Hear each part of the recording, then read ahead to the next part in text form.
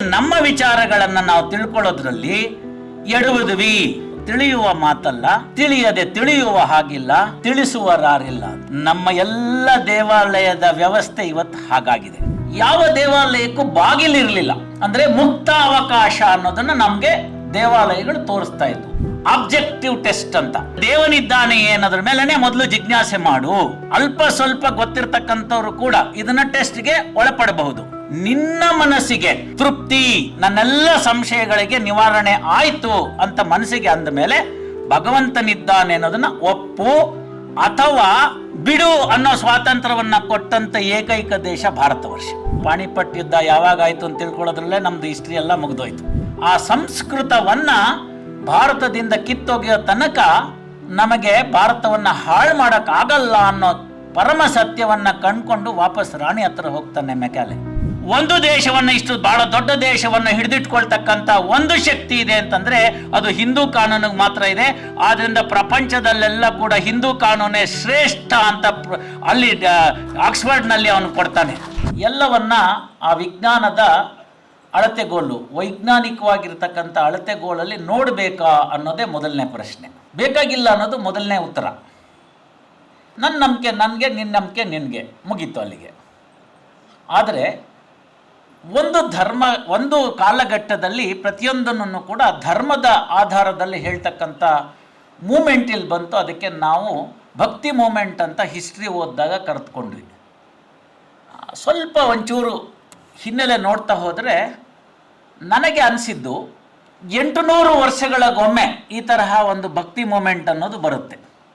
ಶಂಕರಾಚಾರ್ಯ ಇರ್ಬೋದು, ಬುದ್ಧಾವತಾರ ಆಗಿದೆ ಅನ್ನೋ ಸಮಯದಿಂದ ತೆಗೆದುಕೊಂಡ್ರೆ, ಆನಂತರ ಸಂದರ್ಭದಲ್ಲಿ ಬಂದಂಥ ಆಚಾರ್ಯ ತ್ರಯರಾಗಿರ್ಬೋದು, ಅದಕ್ಕೂ ಪೂರ್ವದಲ್ಲಿ 800 ತೆಗೆದುಕೊಳ್ತಕ್ಕಂಥದ್ದು, ಆ ನಂತರ ತೆಗೆದುಕೊಂಡಂಥ 800ರಲ್ಲಿ ಬಸವಣ್ಣವ್ರು ಬಂದಂಥ ಕ್ರಾಂತಿ ಇತ್ಯಾದಿಗಳನ್ನೆಲ್ಲ ನೋಡ್ತಾ ಹೋಯಿತು ಅಂತಂದರೆ ಆ ಒಂದು ಕಾಲಚಕ್ರ ಸುಮಾರು 800 ವರ್ಷಗಳಲ್ಲಿ ನಮಗೆ ಇದನ್ನು ನಮಗೆ ತೋರಿಸ್ತಾ ಬರ್ತಾ ಇದೆ.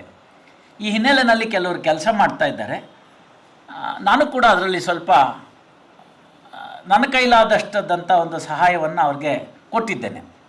ಅದು ಹೇಗೋ ಇರಲಿ, ದೇವಾಲಯಗಳು ಇದಕ್ಕೆಲ್ಲ ಮೀರಿ ನಿಂತಿವೆ ಅನ್ನೋದು ನಮಗೆ ಗೊತ್ತಾಗತ್ತೆ ನಾವು ಇತಿಹಾಸವನ್ನು ನೋಡಿದಾಗ. ಚೋಳರಾಗಿರಬಹುದು, ರಾಷ್ಟ್ರಕೂಟರಾಗಿರಬಹುದು, ಹೀಗೆ ಬಂದಂಥ ರಾಜರುಗಳು ದೇವಾಲಯಗಳನ್ನ ಯಾಕೆ ನಿರ್ಮಿಸಿದರು ಅನ್ನೋದನ್ನು ನಮಗೆ ಗೊತ್ತಾಗುತ್ತೆ. ಈಗ ಕೂಡ ನೀವು ತಿರುಪತಿನಲ್ಲಿ ವಾಪಸ್ ಬರುವಾಗ ನೋಡಿದ್ರೆ ಕೃಷ್ಣದೇವರಾಯನ ಒಂದು ಕಂಚಿನ ಪ್ರತಿಮೆ ಇದೆ. ಅಲ್ಲಿ ಅವನ 2 ರಾಣಿಯರು ಹೀಗಿದ್ದರು ಅಂತ ಕಂಚಿನ ಪ್ರತಿಮೆಯನ್ನು ಇಟ್ಟಿದ್ದಾರೆ. ಸ್ವಲ್ಪ ಇನ್ನೂ ಹಿಂದಕ್ಕೆ ಹೋಗಿ ನೋಡಿದ್ರೆ ಯಾವ ದೇವಾಲಯಕ್ಕೂ ಬಾಗಿಲಿರಲಿಲ್ಲ. ಇನ್ವೇಷನ್ ಆಗೋ ಹೊತ್ತಿಗೆ ನಾವು ಬಾಗಿಲನ್ನ ನಾವು ಹಾಕ್ಕೊಂಡ್ವಿ. ತಾವು ನೋಡಿದ್ರೆ ಗೊತ್ತಾಗುತ್ತೆ, ಅಲ್ಲಿ ಬಾಗಿಲಿಗೆ ಅವಕಾಶಗಳು ಇರಲಿಲ್ಲ. ಏನನ್ನು ಸೂಚಿಸಬಹುದು? ದೇವಾಲಯಗಳಿಗೆ ಬಾಗಿಲಿಲ್ಲ ಅಂದರೆ ಏನನ್ನು ಸೂಚಿಸಬಹುದು? ಈ ಪ್ರಶ್ನೆ ನನಗೆ ನಾನೇ ಹಾಕ್ಕೊಂಡೆ. ವೈಜ್ಞಾನಿಕ ಹಿನ್ನೆಲೆ ಅಂತ ಇದೆಯಲ್ಲ, ಆ ದೃಷ್ಟಿಯಿಂದ ಬಾಗಿಲು ಹಾಕೊಂಡ್ಬಿಟ್ರೆ ಅದನ್ನು ದೇವಾಲಯ ಅಂತ ಯಾಕೆ ಕರಿಬೇಕು ಅಂತ ಇದು ನನಗೆ ಕಾಡಿದ ಪ್ರಶ್ನೆ. ಅಂದರೆ ಮುಕ್ತ ಅವಕಾಶ ಅನ್ನೋದನ್ನು ನಮಗೆ ದೇವಾಲಯಗಳು ತೋರಿಸ್ತಾ ಇದ್ವು. ಮತ್ತು ನೀವು ಆಗ ನೋಡ್ತಾ ಬಂದರೆ ಮಹಾದ್ವಾರ, ನಂತರ ಮಂಟಪಗಳು, ಆ ಮಂಟಪಗಳನ್ನು ದಾಟಿ ನಾವು ಹೋಗುವಾಗ ಗರ್ಭಗುಡಿಗೆ ಬರ್ತಾ ಹೋಗ್ತಾ ಇದ್ದಂಗೆ ಆ ವಿಶಾಲವಾಗಿರ್ತಕ್ಕಂಥ ಮಹಾದ್ವಾರ ಸಣ್ಣದಾಗಿ ಆಗ್ತಾ ಬರೆದು ಬಂದು ಗರ್ಭಗುಡಿಗೆ ನಿಲ್ತ್ಕೊಳ್ಳುತ್ತೆ. ಗರ್ಭಗುಡಿಗೆ ಒಂದೇ ಬಾಗಿಲಿರುತ್ತೆ. ಹೋಗುವಾಗ ಬಲಗಡೆ ಸೈಡ್ನಲ್ಲಿ ತೆಗಿರ್ತಕ್ಕಂಥದ್ದು ನೀವೆಲ್ಲ ನೋಡಿರ್ತೀರಿ. ಯಾರಿಗೆ ಇದರ ಬಗ್ಗೆ ಗೊತ್ತಿಲ್ಲದೆ ಇದ್ರೂ ಕೂಡ ವೈಕುಂಠ ಏಕಾದಶಿ ದಿನ ಅಂತೂ ಗೊತ್ತೇ ಇರುತ್ತೆ ನಾವು ಬಲಗಡೆಯಿಂದ ಹೋಗೋದು ಅಂತ. ಇದನ್ನು ನೀವು ನೋಡಿದಾಗ ವೈಜ್ಞಾನಿಕ ಹಿನ್ನೆಲೆಯಲ್ಲಿ ಎನರ್ಜಿ ಫೋಕಸಿಂಗ್ ಅಂತ ಕಾಣುತ್ತೆ. ಇದನ್ನು ನಾನು ನನ್ನ ಕೆಲವು ಸ್ನೇಹಿತರು ವಿಜ್ಞಾನದಲ್ಲಿ ಚೆನ್ನಾಗಿ ಪರಿಣಿತರಿರೋರ ಹತ್ರನೂ ಕೂಡ ಚರ್ಚೆ ಮಾಡಿ ತಿಳ್ಕೊಂಡೆ. ಈ ಪುಸ್ತಕದಕ್ಕೆ ಸಂಬಂಧಪಟ್ಟಾಗೆ ಎನರ್ಜಿ ಫ್ಲೋ ಅಂತ ಅವರಂದರು, ನೀನೇನೋ ಹೇಳ್ತೀಯಪ್ಪ, but how to establish it ಅಂತ. ಆನಂದೇ ಒಂದು ಪುಸ್ತಕ ಇದೆ, ಅದನ್ನು ಕಳಿಸ್ಕೊಡ್ತೀನಿ, ಯೋಚನೆ ಮಾಡಿ ನೋಡು, ಆಮೇಲೆ ಏನಾದ್ರು ಅದಕ್ಕೆ ಸಿಗ್ಬೋದಂತ. ನನ್ನ ಸ್ನೇಹಿತ, ನನ್ನ ಕ್ಲಾಸ್ಮೇಟು, ಸ್ವಲ್ಪ ಅನುಕೂಲಕರವಾಗಿರ್ತಕ್ಕಂಥವ್ರು, ವಿಜ್ಞಾನದಲ್ಲಿ ಸ್ವಲ್ಪ ಶ್ರೇಷ್ಠತೆಯನ್ನು ಸಾಧಿಸಿರ್ತಕ್ಕಂಥವ್ರು, ಅದಕ್ಕೆ ಹೇಳಿಟ್ಟಿದ್ದೀನಿ. ಮುಂದೆ ಯಾವ್ದಾದ್ರು ಪ್ರಸಂಗ ಬಂದಾಗ ಅದರಲ್ಲಿ ಸಿಗ್ತಕ್ಕಂಥ ಫಲಿತಾಂಶವನ್ನು ತಮ್ಮೊಂದಿಗೆ ಹಂಚ್ಕೊಳ್ಳೋಕ್ಕೆ ಉತ್ಸುಕನಾಗಿದ್ದೇನೆ, ಹಾಗೆ ಲೇಖಕರ ಜೊತೆಗೂ ಕೂಡ. ಹೇಗೂ ಇರಲಿ, ಮೊದಲನೇದು ಏನು ಕಂಡ್ವಿ ನಾವು, ಬಾಗಿಲಿಲ್ಲ ಅಂತ ಅನ್ನೋದನ್ನು ನೋಡಿದ್ವಿ ನಾವು. ಮಹಾದ್ವಾರ ದೊಡ್ಡದಾಗಿರುತ್ತೆ, ಗರ್ಭಗುಡಿಗೆ ಬರ್ತಾ ಬರ್ತಾ ಬರ್ತಾ ಅದು ಚಿಕ್ಕದಾಗುತ್ತೆ ಅಂತ. ಅದರ ಅರ್ಥ ಏನಾಗುತ್ತೆ ಅಂತಂದರೆ ಎನರ್ಜಿ, ವೈಡ್ ಎನರ್ಜಿ ಇದ್ದಿದ್ದು ಫೋಕಸ್ ಆಗ್ತಾ ಬಂದು ಸ್ಯಾಂಕ್ಟಮ್ ಸ್ಯಾಂಕ್ಟೋರಿಯಂನಲ್ಲಿ ನಿಲ್ಲುತ್ತೆ ಅನ್ನೋದು ನಮಗೆ ಗೊತ್ತಾಗುತ್ತೆ. ಇದನ್ನು ನಾವು ವೈಜ್ಞಾನಿಕವಾಗಿ ಎಲ್ಲಿ ಕಂಡುಕೊಂಡ್ವಿ ಅಂದರೆ ಗವಿಪುರಂ ಗುಟ್ಟಳ್ಳಿ ಹೇಳಿದ್ರು, ಮೊದಲನೇ ಲೇಖನವೇ ಅದರ ಮೇಲಿದೆ. ಅಂದರೆ ಫೋಕಸಿಂಗ್ ಅಂತ. ಅದರಲ್ಲಿ 2 ಚಿತ್ರವನ್ನು ಕೊಟ್ಟಿದ್ದಾರೆ, ಹರೀಶ್ ಅವರು ಅದನ್ನು ಹೇಳಿದ್ರು. ಆದರೆ ಎಲ್ಲವನ್ನು ಕೂಡ ಹೇಳೋಕ್ಕಾಗಲ್ಲ, ಪರದೆ ಮೇಲೆ ನೋಡಿ ಆನಂದಿಸಿ ಅಂತ ಪುಸ್ತಕ ತೆಗೆದು ಓದಬೇಕು ಅಂತ. ಈ ಒಂದು ಏನು ಮಂಟಪ ಇವತ್ತು ನಮಗೆ ಕಾಣಕ್ಕೆ ಸಿಕ್ಕುತ್ತೆ, ಆ ಮಂಟಪ ಒಂದು ಕಾಲಘಟ್ಟದಲ್ಲಿ ಇರಲಿಲ್ಲ ಅಂತ ಪ್ರತಿಪಾದನೆ ಆಗಿ ಅದಕ್ಕೆ ಬೇಕಾಗಿರ್ತಕ್ಕಂಥ ಆಗಿನ ಲೇಖಕರು ತೆಗೆದಿರ್ತಕ್ಕಂಥ ಒಂದು ಚಿತ್ರವನ್ನು ತೋರಿಸಿ, ಮುಂದೆ ಆ ಮಂಟಪವನ್ನು ಕಟ್ಟಿದಾಗ ಈ ಬೆಳಕಿನ ಕಿರಣಗಳು ಪುನಃ ಆ ಈಶ್ವರನ ಲಿಂಗದ ಮೇಲೆ ಬೀಳ್ತಕ್ಕಂಥದ್ದನ್ನು ಉಳಿಸ್ಕೊಳ್ಳೋದಕ್ಕೋಸ್ಕರ ಒಂದು ಕಂಡಿಯನ್ನು ಕೂಡ ಮಾಡಿದ್ದಾರೆ. ಆ ಕಂಡಿಯನ್ನು ಮಾಡಿರೋದನ್ನು ಲೇಖಕರು ಕೂಡ ಬಹಳ ವಿಶೇಷವಾಗಿ ಅದನ್ನು ಪ್ರಶಂಸಿಸಿದ್ದಾರೆ. ಇಷ್ಟೇ ಕಂಡಿ ಬಿಡಬೇಕು ಅನ್ನೋದು ಯಾರಿಗೆ ಗೊತ್ತಾಗಿತ್ತು ಅನ್ನೋದು ನನಗೆ ಸ್ವಲ್ಪ ಒಂದು ಸಣ್ಣ ಅನುಮಾನ ಬಂತು. ಮುಂದಿನ ಸತಿ ಹೋದಾಗ ಅದನ್ನು ನಾನು ಖಂಡಿತವಾಗಿ ಆ ಕಂಡಿನ ಇನ್ನೊಂದು ಸತಿ ನೋಡಿ ಇಷ್ಟೇ ಯಾಕೆ ಅಂತಂದರೆ ಅಷ್ಟೊತ್ತಿಗಾಗಲೇ ಅವರಿಗೆ ಇಷ್ಟೇ ಬರೋದು ಅನ್ನೋದು ಗೊತ್ತಾಗಿರೋ ಕಲ್ಪನೆ ಇತ್ತು ಅನ್ನೋದು ಒಂದು ಗೊತ್ತಾಗುತ್ತೆ. ಹೀಗೆ ಹಲವು ವಿಚಾರಗಳು ಬರುತ್ತೆ. ಮೊದಲನೇ ಭಾಗವನ್ನು ಅವರು ತಿಳಿಸಿದ್ದಾರೆ, ಸೂರ್ಯನ ಸುತ್ತ ತಿರುಗುತ್ತೆ ಅಂತ. ಇಲ್ಲಿ ನನಗೆ ವಿಜ್ಞಾನದ ವಿಶೇಷತೆ ಕಾಣ್ತು. ದೇವಾಲಯಗಳನ್ನ ಹೇಳಿಬಿಟ್ಟೆ. ದೇವಾಲಯಗಳಲ್ಲಿ ಭಗವಂತ ನಮ್ಮನ್ನೆಲ್ಲ ಸರ್ವಶಕ್ತ, ನಮ್ಮನ್ನು ಕಾಪಾಡ್ತಕ್ಕಂಥವನು ಒಂದು ಧೀಶಕ್ತಿ, ಈ ಪ್ರಪಂಚವನ್ನೆಲ್ಲ ಉಳಿಸ್ಕೊಂಡು ಹೋಗ್ತಕ್ಕಂಥದ್ದು ಅಂತ ನಾಸ್ತಿಕರು ಕೂಡ ಒಂದು ವಿಚಾರವನ್ನು ಒಪ್ಕೋತಾರೆ. ಮೊನ್ನೆ ಬಿಗ್ ಬ್ಯಾಂಗ್ ಥಿಯರಿನಲ್ಲಿ ಮಾಡೋಕ್ಕೆ ಪ್ರಯತ್ನ ಪಟ್ಟು ಫೇಲ್ ಆದಮೇಲೆ ಅದನ್ನು ವೇದಕಾಲದಿಂದ ನೋಡಿದಾಗ ಅಣೋರಣೀಯನ ಮಹತೋ ಮಹೀಯನ ಅಂತ ಹೇಳ್ತಕ್ಕಂಥದ್ದನ್ನು ನಾವು ಕೇಳಿದ್ದೀವಿ. ಅದನ್ನು ಪುರಂದರದಾಸರು ಸ್ವಚ್ಛವಾಗಿ ಹೇಳ್ಕೊಟ್ಬಿಟ್ರು. ಅದರ ಮೇಲೆ ಹಿಂದೆ ಒಂದು ಕಡೆ ಚರ್ಚೆ ಆಗುವಾಗ ಯಾವುದೋ ಒಂದು ದೇವಸ್ಥಾನಕ್ಕೆ ಹೋಗಿದ್ದೆ ನಾನು, ಮಿರ್ಜಾನ್ ಹತ್ರ ದೀವಗಿ ಅಂತ ಹೇಳಿ ಒಂದು ದೇವಸ್ಥಾನ, ಅಲ್ಲೊಂದು ಆಂಜನೇಯನ ದೇವಸ್ಥಾನ ಇದೆ. ಅಲ್ಲಿಗೆ ಹೋದಾಗ ಹೀಗೆ ಒಬ್ಬರು ನನಗೆ ವಿಜ್ಞಾನದ ಒಬ್ಬರು ಸ್ನೇಹಿತರು ಸಿಕ್ಕಿದ್ರು. ನಾವು ಅವ್ರಿಗೂ ಹಳೆ ಪರಿಚಯ ಏನಿಲ್ಲ, ಅವರು ಅಲ್ಲೇ ಬಂದಿದ್ದರು, ನಾನು ಅಲ್ಲೇ ಇದ್ದೆ. ದರ್ಶನ ಎಲ್ಲ ಆಯಿತು. ನಂತರ ಪ್ರಸಾದಕ್ಕೆ ಕೂತಿದ್ವಿ, ಎಲೆ ಅದು ಹಾಕಿ ಪ್ರಸಾದ ಬಡಿಸ್ಬೇಕಲ್ಲ. ಆ ಸಂದರ್ಭದಲ್ಲಿ ನೀವೇನು ಮಾಡ್ತೀರಿ ಅಂತ ಆಯಿತು. ಅಣೋರಣೀಯನ ಮಹತೋ ಮಹೀಯನ ಅಂತಿದೆಯಲ್ಲ, ಅದರ ಬಗ್ಗೆ ತಮಗೇನಾದ್ರು ಸ್ವಲ್ಪ ವಿಚಾರ ಗೊತ್ತಾಗುತ್ತೆ. ಅವ್ರು ವಿಜ್ಞಾನದವರು.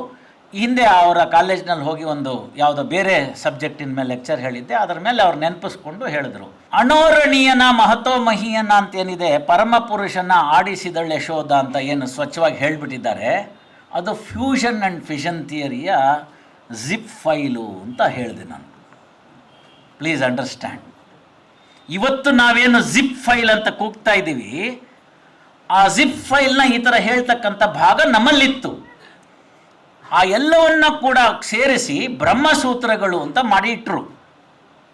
ಆ ಬ್ರಹ್ಮಸೂತ್ರದಲ್ಲಿ ಮಾಡಿಡುವಾಗ ಇವತ್ತಿನ ನಾವು ವೈಜ್ಞಾನಿಕವಾಗಿ ಅಥವಾ ತಾತ್ವಿಕ ಹಿನ್ನೆಲೆಯಲ್ಲಿ ಅಥವಾ ಒಂದು ಎಂಪೆರಿಕಲ್ ಸ್ಟಡಿನಲ್ಲಿ ಕೇಳ್ತಕ್ಕಂಥ ವಿಚಾರಗಳನ್ನ ನಾವು ಸಿಸ್ಟಮ್ಯಾಟಿಕ್ ಆಗಿ ಹೇಗೆ ಅರ್ಥ ಮಾಡ್ಕೋಬೇಕು, ಟೆಸ್ಟ್ ಆಫ್ ಆಬ್ಜೆಕ್ಟಿವಿಟಿ ಅಂತ ನಮ್ಮ ನಾಗಾನಂದ್ ಅವರು ಇದ್ದಾರೆ. ನಮಗೆ ಗೊತ್ತಾಗುತ್ತೆ, ಯಾವ್ದಾದ್ರು ಒಂದು ಪ್ರಿನ್ಸಿಪಲ್ನ ನಾವು ಒಪ್ಕೋಬೇಕು ಅಂತಂದರೆ, ಯೂನಿವರ್ಸಲ್ ಅಪ್ಲಿಕೇಶನ್ ಅದಾಗಬೇಕು ಅಂತಂದರೆ it is capable of objective test ಅಂತ. ಅಂದರೆ ಪ್ರತಿಯೊಬ್ಬರಿಗೂ ಕೂಡ ಆ ಸತ್ಯ ಗೋಚರವಾಗಬೇಕು ಅಂತಕ್ಕಂಥ ಒಂದು ಭಾಗ. ಅದೊಂದು ಥಿಯರಿ, ಅದೊಂದು ರೀತಿಯಾಗಿ ಪ್ರಸ್ತುತಪಡಿಸ್ತಕ್ಕಂಥ ಒಂದು ಮೆಥಡಾಲಜಿ. ಹಾಗೆ ಮೆಥಡಾಲಜಿನ ನಾವು ಬರ್ತಾ ಸಂದರ್ಭದಲ್ಲಿ ಒಂದು ಸಾಧಾರಣ ಟೆಸ್ಟನ್ನು ನಾನೇ ಕಂಡುಹಿಡ್ಕೊಂಡಿರೋದು, ಅದನ್ನು ಮಾಡಿಸಿ ತೋರಿಸಿದ್ದೇನೆ. ತಾವು ಕೂಡ ಎಲ್ಲ ಪ್ರಯತ್ನ ಮಾಡ್ಬೋದು. ಈ ಡಮ್ ಶರಾಡ್ಸ್ ಅಂತ ನಾವು ಆಡ್ತೀವಿ. ಅಂದರೆ ಒಬ್ಬರು ಆಂಗಿಕ ಸನ್ನೆಗಳನ್ನ ಮಾಡೋದ್ರ ಮುಖಾಂತರ ಅವ್ರು ಏನು ಹೇಳಕ್ಕೆ ಹೊರಡ್ತಿದ್ದಾರೆ ಅನ್ನೋದನ್ನು ಆ ಕಡೆ ಕೂತಂತ ಅವ್ರು ಹೇಳಬೇಕು. ನಾನು ಸುಲಭ ಅಷ್ಟೊಂದೆಲ್ಲ ಬೇಕಾಗಿಲ್ಲ. 4 ಗಾಜಿನ ಜಾಡಿಗಳನ್ನು ಇಟ್ಟಿದ್ದೇನೆ. ಅದರಲ್ಲಿ ಒಂದರಲ್ಲಿ ಅಕ್ಕಿ ಹಿಟ್ಟನ್ನು ತುಂಬಿದ್ದೇನೆ, ಒಂದರಲ್ಲಿ ಸೀಮೆ ಸುಣ್ಣದ ಪುಡಿ, ಮತ್ತೊಂದರಲ್ಲಿ ಸಕ್ಕರೆ ಪುಡಿ, ಮತ್ತೊಂದರಲ್ಲಿ ಪುಡಿ ಉಪ್ಪು ಇದನ್ನು ತುಂಬಿದ್ದೇನೆ. ಈ ವ್ಯಕ್ತಿಗೆ ಕಣ್ಣಿಗೆ ಬಟ್ಟೆ ಕಟ್ಟಿ ಯಾರು ಟೆಸ್ಟ್ ಮಾಡ್ತಾರೆ ಅವ್ರಿಗೆ ನಾಲ್ಗೆ ಮೇಲೆ ಇಟ್ಟರೆ ಸಾಕು, ಅವರ ಮುಖಚಾರ ಯಾವ ರೀತಿ ಬದಲಾವಣೆ ಆಗುತ್ತೆ ಅಂತ ಮುಂದೆ ಕೂತಿರೋರು ಹೇಳಬೇಕು. ಎಲ್ರಿಗೂ ಗೊತ್ತಿದೆ, ಸೀಮೆ ಸುಣ್ಣದ ಪುಡಿ ತಿಂದಿದ ತಕ್ಷಣ ಥೂ ಅಂತ ಹೋಗಿತೀವಿ. ಉಪ್ಪು ಆದ ತಕ್ಷಣ ನೀರು ಕೇಳ್ತೀವಿ, ಸಕ್ಕರೆ ಆದ ತಕ್ಷಣ ಲೊಟ್ಟೆ ಹೊಡಿತೀರಿ ಅಂತ. ಅಕ್ಕಿ ಆದರೆ ಓಕೆ ಅಂತ ಹಾಗೆ ನುಂಗ್ತೀವಿ. ಉಪಕರ್ಮದಲ್ಲೆಲ್ಲ ನುಂಗಿದೀವಲ್ಲ, ಗೊತ್ತಿದೆ. ಹಾಗಾಗಿ ಈ ಟೆಸ್ಟ್ ಆಫ್ ಆಬ್ಜೆಕ್ಟಿವಿಟಿ ಯಾರೇ ಟೀಮ್ನವ್ರು ಬಂದರೂ ಇದರ ಮೇಲೆ ಕಂಡುಹಿಡ್ಕೋಬೋದು. ಹೀಗೆ ಬ್ರಹ್ಮಸೂತ್ರಗಳನ್ನು ಟೆಸ್ಟ್ ಆಫ್ ಆಬ್ಜೆಕ್ಟಿವಿಟಿನಲ್ಲಿ ನೋಡೋ ಪ್ರಯತ್ನವನ್ನು ಮಾಡ್ತು. ಆಚಾರ್ಯ ತ್ರಯರು ಮಾಡಿದ್ದಾರೆ, ಬೇರೆ ಕೂಡ ಅದಕ್ಕೆ ಕಾಮೆಂಟ್ರಿ ಇದೆ. ಅದನ್ನು ನೋಡಿದಾಗ ನಮಗೆ ಬರ್ತಕ್ಕಂಥದ್ದು ಮೊಟ್ಟ ಮೊದಲನೇ ಸೂತ್ರ ಅಥಾತೋ ಬ್ರಹ್ಮ ಜಿಜ್ಞಾಸ ಓಂ ಅಂತ. ಅಂದರೆ ದೇವನಿದ್ದಾನೆ ಅನ್ನೋದ್ರ ಮೇಲೇ ಮೊದಲು ಜಿಜ್ಞಾಸೆ ಮಾಡು ಅಂತ. ಪೂರ್ವ ಪಕ್ಷದಲ್ಲಿ ಬರ್ತಕ್ಕಂಥ ಅನುಮಾನಗಳನ್ನ ಒಂದು ಕಡೆ ಸೇರಿಸ್ತಾ ಹೋಗ್ತಾರೆ. ಅದಕ್ಕೆ ಬೇಕಾದಂತಹ ಸೊಲ್ಯೂಷನ್ನು, ಅದಕ್ಕೆ ಸಮಸ್ಯೆಗೆ ತಕ್ಕಂಥ ಉತ್ತರಗಳನ್ನು ಇನ್ನೊಂದು ಪಕ್ಷದಲ್ಲಿ ಹೊಂದಿಸಿ ಬರೆಯಿರಿ ಅಂತ ಏನು ನಾವು ಬರಿತಿದ್ವಿ, ಎನಲ್ಲಿರೋದು ಬಿನಲ್ಲಿರೋದು ಸಂಶಯ, ಅದಕ್ಕೆ ಸಮರ್ಥನೆ ಅಥವಾ ಅದಕ್ಕೆ ಬೇಕಾದಂತಹ ಒಂದು ಸೊಲ್ಯೂಷನ್ನ ಕೊಡ್ತಾ ಹೋಗ್ತಾರೆ. ಪ್ರಾಜ್ಞರೆಲ್ಲರೂ ಕೂಡ, ಅಲ್ಪ ಸ್ವಲ್ಪ ಗೊತ್ತಿರ್ತಕ್ಕಂಥವ್ರು ಕೂಡ ಇದನ್ನು ಟೆಸ್ಟ್ಗೆ ಒಳಪಡಬಹುದು.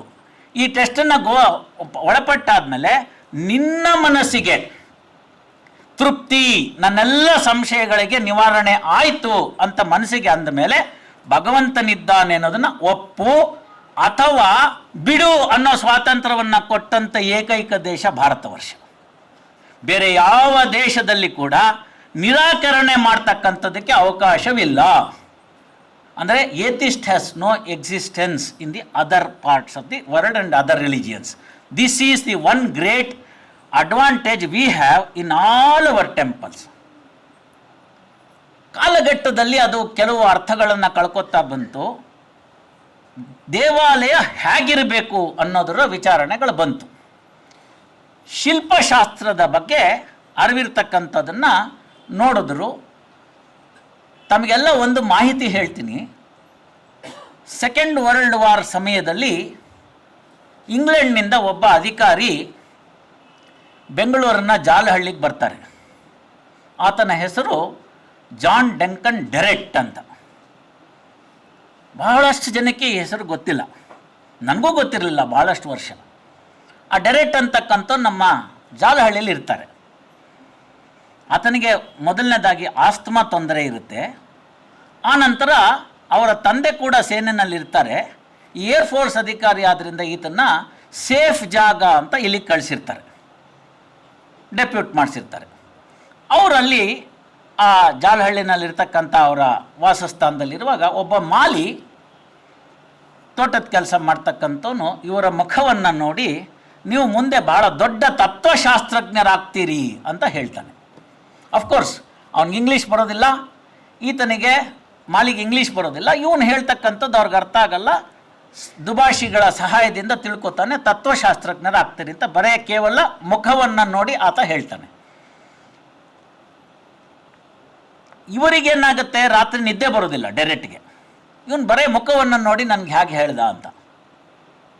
ಮಾಲಿಗೆ ಅಕ್ಕಪಕ್ಕದವರೆಲ್ಲ ಹೇಳ್ತಾರೆ, ನಿನಗೆ ಯಾಕೆ ಬೇಕಾಗಿತ್ತು ದೊಡ್ಡ ಅಧಿಕಾರಿಗೆ ಹೇಳೋದು, ಅದು ಸುಮ್ಮನೆ ಮುಚ್ಕೊಂಡು ಕೂತಿರೋಕ್ಕಾಗ್ತಿರ್ಲಿಲ್ವಾ, ಏನಾದ್ರು ಹೆಚ್ಚು ಕಡಿಮೆ ಆದರೆ ಏನಾಗುತ್ತೆ ಅಂತ. ನಾಳೆ ದಿನ ಅವ್ನು ಬರೋದಿಲ್ಲ ಮಾಲಿ ಕೆಲಸಕ್ಕೆ, ರಜೆ ಹಾಕಿಬಿಡ್ತಾನೆ.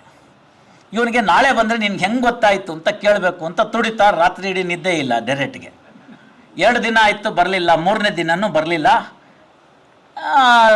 ಇನ್ನು ವಿಧಿ ಇಲ್ದಲ್ಲೇ ಡೈರೆಕ್ಟ್ ಅವರೇ ಅವ್ರ ಮನೆಯಲ್ಲಿ ಅಂತ ಹುಡ್ಕೊಂಡು ಹೋಗ್ತಾರೆ. ಈಗಂತೂ ಇವ್ರ ಮನೆಯವ್ರಿಗೆಲ್ಲ ಶತಸಿದ್ಧ ಆಯಿತು, ಇವರೇನೋ ಶಿಕ್ಷೆ ಕೊಡೋಕ್ಕೆ ಬಂದಿದ್ದಾರೆ ನಮ್ಮ ಮನೆಗೆ ಅಂತ. ಕೊನೆಗೆಲ್ಲ ಒಪ್ಪಿಸಿ ಎಲ್ಲ ಮಾಡಿ ಏನು ಮಾಡೋದಿಲ್ಲ ಬಾ ಅಂತ ಒಳಗೆ ಕರೆದಾದ್ಮೇಲೆ ಎಲ್ಲ ಕೇಳಿಸ್ಕೊಂಡ್ಮೇಲೆ ಕೇಳಿದ್ರೆ, ಸರ್ ಅದೊಂದು ಇಂಟ್ಯೂಷನ್ ಅಂತ ನಮ್ಗೆ ಹೇಳ್ಕೊಂಡಿರ್ತಕ್ಕಂಥದ್ದು, ನನಗೆ ಅದರದ್ದು ಬಗ್ಗೆ ಗೊತ್ತಿದೆ, ನಾನು ಅದ್ರ ಮೇಲೆ ಹೇಳಿದ್ದೀನಿ, ಇಷ್ಟರ ಮೇಲೆ ಆಗಿದೆ ಅಂತ. ಹೇಗೆ ಏನು ಅಂತ ವಿವರಣೆಗಳಾಗ್ತಾ ಹೋಗುತ್ತೆ. ಆಗ ಆತ ಮಾಲಿ ಅವರ ತಂದೆ ಶಿಲ್ಪಶಾಸ್ತ್ರಜ್ಞನಾಗಿರ್ತಾನೆ. ಅವನು ಹೇಳ್ತಾನೆ, ನಾವು ಶಿಲ್ಪಗಳನ್ನು ರಚಿಸುವಾಗ ಚಹರೆಗಳನ್ನು ಗುರುತಿಸ್ತೀವಿ, ಹಾಗಾಗಿ ಅದನ್ನು ಶಿಲ್ಪಗಳಲ್ಲಿ ಅದನ್ನು ನಾವು ಪ್ರಸ್ತುತಪಡಿಸ್ತೀವಿ ಅಂತ. ನೋಡಿ, ನಾವು ಯಾರು ಸುಳ್ಳು ಹೇಳ್ಕೊಳ್ಳೋದು ಬೇಡ.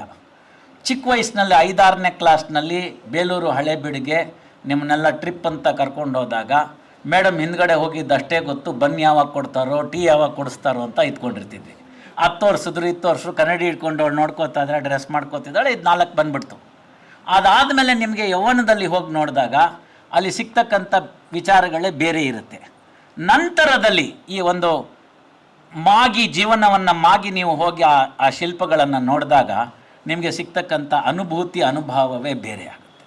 ಇದು ಯಾಕೆ ಅಂತ ಹೇಳಿದ್ರೆ ರಿಸೀವ್ ಮಾಡ್ಕೊಳ್ಳೋಕ್ಕೆ ನಾವಿರಲಿಲ್ಲ. ಸ್ವಲ್ಪ ನನ್ನ ವಯಸ್ಸಿನವರು, ನನಗಿಂತ ಸ್ವಲ್ಪ ಹಿರಿಯರು ಜ್ಞಾಪಿಸ್ಕೊಳ್ಳಿ, ಹಿಂದಿ ಹಾಡುಗಳನ್ನು ನಮ್ಮಲ್ಲಿ ಹಾಕ್ತಿರಲಿಲ್ಲ. ಆ ಸಂದರ್ಭದಲ್ಲಿ ನಾವೆಲ್ಲ ರೇಡಿಯೋ ಸಿಲೋನ್ ಅಂತ ಅನ್ನೋದಕ್ಕೆ ಟ್ಯೂನಿನ್ ಮಾಡ್ಕೋತಿದ್ವಿ. ವ್ಯಾಲ್ ರೇಡಿಯೋ ಕಾಲ ಮರ್ಫಿ ಗಿರ್ಫಿ ಇದ್ದಾಗ ರೇಡಿಯೋ ಸಿಲೋನ್ ಮಧ್ಯಾಹ್ನ 2 ಗಂಟೆಗೆ ಒಂದು ಸತಿ ಬರ್ತಿತ್ತು. ಅದರದ್ದೇ ಪುನಃ ಪ್ರಸಾರ 8 ಗಂಟೆಗೆ ಬರ್ತಿತ್ತು. ಅದು ಶಾರ್ಟ್ ವೇವಲ್ಲಿ ಇರ್ತಿತ್ತು.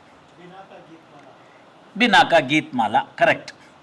ಅದನ್ನು ಏನು ಮಾಡಬೇಕಾಗಿತ್ತು ನಾವು ಅಂದರೆ, ನಮ್ಮಲ್ಲಿರ್ತಕ್ಕಂಥ ಡಬ್ಬಾ ರೇಡಿಯೋ ಸೆಟ್ಗೆ ಟ್ಯೂನ್ ಮಾಡ್ಕೋಬೇಕಾಗಿತ್ತು. ಆ ಟ್ಯೂನ್ ಮಾಡ್ಕೊಳ್ಳುವಾಗ ಶಾರ್ಟ್ ವೇವ್ ಇಲ್ಲದೆ ಇದ್ದರೆ ಭಾಳ ಕಷ್ಟ ಆಗೋದು, ಮತ್ತು ನಾವು ರೇಡಿಯೋ ಇಟ್ಟಂಥ ಸ್ಥಳವನ್ನೇ ಸ್ವಲ್ಪ ಬದಲಾಯಿಸಬೇಕಾಗ್ತಿತ್ತು. ಇದೆಲ್ಲ ನಮ್ಗೆ ಗೊತ್ತಿರ್ತಕ್ಕಂಥದ್ದು. ದೂರದರ್ಶನ ಬಂದಷ್ಟರಲ್ಲೂ ಅಷ್ಟೇ, ಆ್ಯಂಟನ್ನ ಮೇಲೆ ಸರಿ ಮಾಡ್ಕೊಂಬ ಹೋಗು ಅಂತ ಹೇಳ್ತಾ ಇದ್ರು. ಹೀಗೆಲ್ಲ ಇತ್ತು. ಆ ಕಾಲದಲ್ಲಿ ಇದ್ದಂಥ ಸಂದರ್ಭದಲ್ಲಿ ತರಂಗಾಂತರಗಳು ಗಾಳಿಯಲ್ಲಿ ಇದ್ದವು. ನಮ್ಮ ಸೆಟ್ಟು ಅದನ್ನು ರಿಸೀವ್ ಮಾಡೋ ಅಷ್ಟು ಶಕ್ತಿ ಇತ್ತ ಅಂತ ನೋಡಬೇಕಾಗಿತ್ತು. ಆ ನಮ್ಮ ಸೆಟ್ಟಲ್ಲಿ ಶಾರ್ಟ್ ವೇವ್ ಬರ್ತಕ್ಕಂಥದ್ದನ್ನು ಸೆಟ್ ಮಾಡ್ಕೊಳ್ಳೋವಂಥದ್ದು ಇದ್ದಿದ್ರೆ, ಟ್ಯೂನ್ ಮಾಡ್ಕೊಳ್ಳೋವಂಥದ್ದು ಇದ್ದಿದ್ರೆ ಮಾತ್ರ ಬಿನಾಕ ಗೀತಮಾಲ ಆಗಲಿ ಅಥವಾ ಆ್ಯಂಟನದಲ್ಲಿ ಬರ್ತಕ್ಕಂಥ ಯಾವುದೋ ಚಾನಲ್ ಆಗಲಿ ಕಾಣಿಸ್ತಿದ್ದಿದ್ದು. ನಮ್ಮ ಸೆಟ್ಟಲ್ಲಿ ಅದನ್ನು ರಿಸೀವ್ ಮಾಡ್ಕೊಳ್ಳೋ ಶಕ್ತಿ ಇಲ್ಲ ಅಂತಂದರೆ ತರಂಗಗಳೇ ಇರಲಿಲ್ಲ ಅಂತ ಅರ್ಥವಾ? ಯೋಚನೆ ಮಾಡಬೇಕಾದಂಥ ವಿಚಾರ ಅಲ್ವಾ? ಹಾಗೆ ಜ್ಞಾನವು ಕೂಡ, ವೈಜ್ಞಾನಿಕವಾಗಿರ್ತಕ್ಕಂಥ ವಿಚಾರಗಳು ಕೂಡ ಅಲ್ಲಿ ಇವೆ. ಅದು ಈ ಒಂದು ಬೃಹತ್ ಆಕಾಶದಲ್ಲಿ ತುಂಬಿ ಹೋಗಿದೆ. ನಮ್ಮ ಸೆಟ್ಗಳು ಟ್ಯೂನ್ ಆಯ್ತಾ ಅನ್ನೋದನ್ನು ನೋಡಬೇಕು. ಆ ಹಿನ್ನೆಲೆ ಇಟ್ಕೊಂಡ್ರೆ ಈ ಬಾಲಿಶವಾದ ಪ್ರಶ್ನೆಗಳು ಉದ್ಭವ ಆಗೋದಿಲ್ಲ. ಅವರು ಕ್ಷುಲ್ಲಕ ಅಂದರು, ನಾನು ಬಾಲಿಶ ಅಂತ ಒಂದು ಸ್ವಾತಂತ್ರ್ಯವನ್ನು ತೆಗೆದುಕೋತೀನಿ. ನನಗೆ ಸಿಗಲಿಲ್ಲ, ನನಗೆ ಕಾಣಲಿಲ್ಲ ಅನ್ನೋದಕ್ಕೆ ಮಾತ್ರ ಅದು ಸತ್ಯದ ಆಚೆ ಇದೆ ಅಂತ ಅಲ್ಲ, ಅಥವಾ ಅದೆಲ್ಲ ಬೋಗಸ್ ಅಥವಾ ಪುಂಗಿ ಊದ್ತಾನೆ ಅನ್ನೋತಕ್ಕಂಥ ಮಾತು ಅಲ್ಲ. ನಿನಗೆ ಸಿಕ್ಕಲಿಲ್ಲ ಅಂತಂದರೆ ನಿನಗೆ ಸಿಕ್ಕಲಿಲ್ಲ ಅಷ್ಟೇ. ಉದಾಹರಣೆಗೆ ನಾವೆಲ್ಲ ಇಲ್ಲಿರ್ತಕ್ಕಂಥವ್ರು ನೋಡಿದ್ದೀವಿ, ಬಿಲಿಯರ್ಡ್ಸ್ ಆಟ ಆಡ್ತಾರೆ. ನಿಮ್ಗೆ ಎಷ್ಟು ಜನಕ್ಕೆ ಗೊತ್ತದು ರೂಲ್ಸ್? ಇವತ್ತು ನಮ್ಮಲ್ಲಿ ನಮ್ಮ ಅಜ್ಜಿನ ಕೇಳಿ, ನಾನು ಆಗಲೇ ಹೇಳಿದೆ ಥರ್ಡ್ ಅಂಪೈರ್ಗೆ ಯಾಕೆ ಹೋಗ್ಬೇಕು, ಅದು ನೋ ಬಾಲೇ ಅಂತಾಳೆ. ರಾಮನಾಮ ಹೇಳಬೇಕಾದಂಥ ಅಜ್ಜಿ ಥರ್ಡ್ ಅಂಪೈರ್ಗೆ ಮುಂಚೆ ಇದು ವೈಡು ನೋ ಬಾಲು ಅಂತ ತೀರ್ಮಾನ ಮಾಡ್ಬೋದಾದರೆ, ಕೇವಲ 30-40 ವರ್ಷದಿಂದ ತೋರಿಸ್ತಿರ್ತಕ್ಕಂಥದ್ದು ಕ್ರಿಕೆಟು, ಅಷ್ಟರಲ್ಲಿ ಅವರಷ್ಟು ಪರಿಣಿತರಾಗ್ಬೋದಾದರೆ, ಏಜ್ ಆಗಲಿ ಜೆಂಡರ್ ಆಗಲಿ ಯಾವುದಾದ್ರು ಅಡ್ಡ ಬಂತ ವಿಚಾರಗಳನ್ನ ತಿಳ್ಕೊಳ್ಳೋಕ್ಕೆ. ಹಾಗೆ ನಮ್ಮ ವಿಚಾರಗಳನ್ನು ನಾವು ತಿಳ್ಕೊಳ್ಳೋದ್ರಲ್ಲಿ ಎಡುವುದ್ವಿ. ನನ್ನನ್ನು ಕ್ಷಮಿಸಬೇಕು, ನನ್ನ ಹಿರಿಯ ತಲೆಗಳು ಯಾರಿದ್ದೀರೋ ಅವರೆಲ್ಲರೂ ಆ ಜನಾಂಗಕ್ಕೆ ಸೇರಿದಂಥವ್ರು, ಮತ್ತು ನನ್ನ ಜನಾಂಗದವರು ನಾವು ಎಡವಿದ್ದೀವಿ, ಅದನ್ನು ಒಪ್ಕೊಳ್ಳೋಣ. ಯಾಕೆ ಎಡವಿದ್ವಿ? ಮೊದಲನೇದಾಗಿ ನಮ್ಮ ಒಂದು ಸುಂದರವಾದ ಕೀರ್ತನೆ ಇದೆ, ತಿಳಿಯುವ ಮಾತಲ್ಲ ತಿಳಿಯದೆ ತಿಳಿಯುವ ಹಾಗಿಲ್ಲ, ತಿಳಿಸುವರಾರಿಲ್ಲ ಅಂತ. ಭದ್ರಗಿರಿ ಅಚ್ಯುತ್ ದಾಸರು 1 ಗಂಟೆ ಹೇಳೋರು.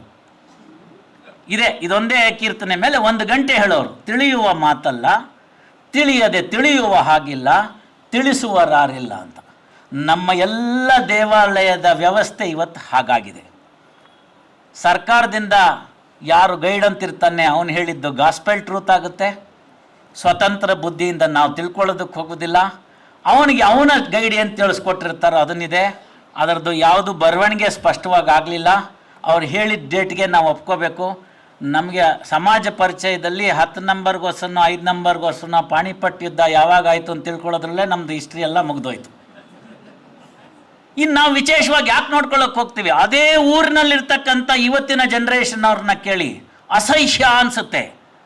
ಬಾಯಲ್ಲಿ ಗುಟ್ಕ ಹಾಕ್ಕೊಂಡಿರ್ತಾನೆ, ಎಲ್ಲಿ ನನ್ನ ಮೇಲೆ ಸ್ಪ್ರೇ ಆಗುತ್ತೋ ಅಂತ ಭಯ. ನಾನು ದೂರ ನಿಂತ್ಕೊಂಡು ಅವನನ್ನು ಕೇಳಬೇಕು ಏನು ಹೇಳ್ತಾ ಇದ್ದಾನೆ ಅಂತ. ಅವನೇನು ಹೇಳ್ತಾನೋ ಅವನಿಗೆ ಗೊತ್ತು. ಅವರ ಊರಿನಲ್ಲಿರ್ತಕ್ಕಂಥ ಪ್ರಮುಖವಾಗಿರ್ತಕ್ಕಂಥ ದೇವಸ್ಥಾನದ ವಿಚಾರವನ್ನು ಆತ ಹೇಳೋದಕ್ಕೆ ತಯಾರಾಗಿಲ್ಲ. ದುಡ್ಡು ಕೊಡ್ತೀವಿ ಅಂದರು. ಯಾಕೆಂದರೆ ಅವನಿಗಿರ್ತಕ್ಕಂಥದ್ದು ನಾಲೆಡ್ಜು ಅರ್ಧ ನಾಲೆಡ್ಜು. ಇಂತಹ ಪರಿಸ್ಥಿತಿಯಲ್ಲಿ ನಾವು ದೇವಾಲಯಗಳನ್ನು ಸಂದರ್ಶಿಸಿದಾಗ ನಮಗೆ ನಾವು ನೋಡಿರ್ತೀವಿ ಪೈಸಾ ವಸೂಲ್ ಅಂತ. ಒಂದು ಪ್ರೋಗ್ರಾಮ್ಗೆ ಹೋದಾಗ ಏರ್ ಟಿಕೆಟಿಗೆ ಇಷ್ಟು ಕೊಟ್ಟಿದ್ದೀನಿ, ಅಷ್ಟು ಕವರ್ ಮಾಡಲೇಬೇಕು ಅನ್ನೋ ಒಂದು ಕೆಟ್ಟದಾದಂಥ ಅವಸರ. ಪ್ರವಾಸ ಎಲ್ಲ ಪ್ರಯಾಸ ಆಗೋಗ್ಬಿಡುತ್ತೆ. ಸದ್ಯ ಎಷ್ಟೊತ್ತಿಗೆ ಇವ್ರು ರೆಸ್ಟ್ ಕೊಡ್ತಾರಪ್ಪ, ವಾಪಸ್ ಹೋಟ್ಲಿಗೆ ಹೋಗಿ ಯಾವಾಗ ಮಲ್ಕೋತೀನಪ್ಪ ಅನ್ನೋ ಸ್ಟೇಜಿಗೆ ಬಂದಿರ್ತೀವಿ. ಇದು ಒಂದಾಯಿತು ಅಂದರೆ ಎರಡನೇದು ಆ ಶಿಲ್ಪಗಳನ್ನು ಮೀರಿಸೋ ರೀತಿನಲ್ಲಿ ನಾವು ನಿಂತ್ಕೊಂಡು ಒಂದು ಸೆಲ್ಫಿ ತೆಕ್ಕೊಂಬಿಡೋದು. ಇವೆರಡು ಗೀಳು ನಮಗೆ ಇವತ್ತು ದೇವಸ್ಥಾನದ ಮಹತ್ವವನ್ನು ಹಾಳು ಮಾಡಿಬಿಟ್ಟಿದೆ. ನಾನು ನೋಡಿದೆ, ನಮ್ಮ ಇಲ್ಲೇನೆ ಭಾಳ ದೂರ ಹೋಗಬೇಕಾಗಿಲ್ಲ, ಚಿಕ್ಕಬಳ್ಳಾಪುರದಲ್ಲಿ ಈಗ ಅದನ್ನು ಸ್ಟಾಪ್ ಮಾಡಿದ್ದಾರೆ. ಅಶ್ಲೀಲ ಉಡುಗೆಗಳನ್ನು ತೊಟ್ಟು ಪ್ರೀ ವೆಡ್ಡಿಂಗ್ ಶೂಟ್ ಅಂತ ಅಲ್ಲಿ ಹೋಗಿ ಭೋಗ ನಂದೀಶ್ವರನ ದೇವಸ್ಥಾನದಲ್ಲಿ ಮಾಡ್ತಾಯಿದ್ರು. ಒಂದು ಹುಡುಗಿ ಬಿದ್ದು ಸತ್ಲು ಅಂತ ಹೇಳ್ತಾರೆ, ನಮಗದು ಗೊತ್ತಿಲ್ಲ. ಒಟ್ಟಲ್ಲಿ ಈಗ ಅದನ್ನು ಬಂದ್ ಮಾಡಿದ್ದಾರೆ. ಭೋಗ ನಂದೀಶ್ವರನ ದೇವಸ್ಥಾನದಲ್ಲಿರ್ತಕ್ಕಂಥ ವಿಶೇಷತೆ ಏನು ಅಂತ ಇವತ್ತು ಅಲ್ಲಿರೋರನ್ನೇ ಕೇಳಿ ಗೊತ್ತಿಲ್ಲ. ಇಲ್ಲಿ ಬನ್ನಿ ನಮ್ಮ ಮೇಲ್ಕೋಟೆದಕ್ಕೆ ಅಕ್ಕ ತಂಗಿ ಸರೋವರ ಅಂತ ಹೇಳ್ತಾರೆ, ಅದ್ರ ಬಗ್ಗೆ ವಿಶೇಷತೆಯನ್ನು ಕೇಳಿ ನೀವು ಗೊತ್ತಿಲ್ಲ ಅಂತಾರೆ. ಇದು ನಮ್ಮ ಪರಿಸ್ಥಿತಿ ಈ ಥರಕ್ಕೆ ಬಂದು ತಲುಪಿದೆ. ಅದರ ಸ್ವಲ್ಪ ಹಿನ್ನೆಲೆ ನೋಡಿದ್ರೆ ಗೊತ್ತಿದ್ದವ್ರು ಯಾರೂ ಬಾಯಿ ಬಿಡಲ್ಲ, ಯಾಕೆಂದರೆ ಅಲ್ಲಿ ಹೃದಯ ವಿದ್ರಾವಕವಾದ ಘಟನೆಗಳು ನಡೆದೋಗಿದೆ ಅನ್ನೋದನ್ನು ನಮಗೆ ಇತಿಹಾಸ ತಿಳಿಸುತ್ತೆ. ಹೀಗೆ ಕೆಲವು ವಿಚಾರಗಳು ಹುದುಗಿ ಹೋಗಿವೆ, ಕೆಲವು ವಿಚಾರಗಳು ಗೊತ್ತಿದ್ದರೂ ಕೂಡ ನಮ್ಮ ಬಾಯನ್ನು ಬಂದ್ ಮಾಡಲಾಯಿತು. ಎಲ್ಲೋ ಏನೋ ಕಾರಣಗಳಿಗೋಸ್ಕರ ಅವರನ್ನು ತೊಂದರೆಗೊಳಪಡಿಸಿದ್ರು. Many of the people who have been required to spell out the truth, their mouths were gagged. Unfortunate situation. ಇದರಿಂದ ಯಾವುದು ಹಿಸ್ಟ್ರಿ ಆಗೋದಿಲ್ಲ. ಹಿಸ್ಟ್ರಿ ಹಲವು ಸುಳ್ಳುಗಳನ್ನು ಒಂದೇ ಬಾರಿಯಲ್ಲಿ ಹೇಳೋದ್ರಿಂದನೂ ಉತ್ಪನ್ನವಾಗುತ್ತೆ, ಅಥವಾ ಒಂದೇ ವಿಚಾರವನ್ನು ನೂರಾರು ಬಾರಿ ಸುಳ್ಳಾಗಿ ಹೇಳೋದ್ರಿಂದನೂ ಕೂಡ ಅದು ಹಿಸ್ಟ್ರಿ ಆಗುತ್ತೆ ಅಂತ ನಮಗೆ ಗೊತ್ತಿದೆ. ನಾವು ನೋಡಿದ್ದೀವಿ.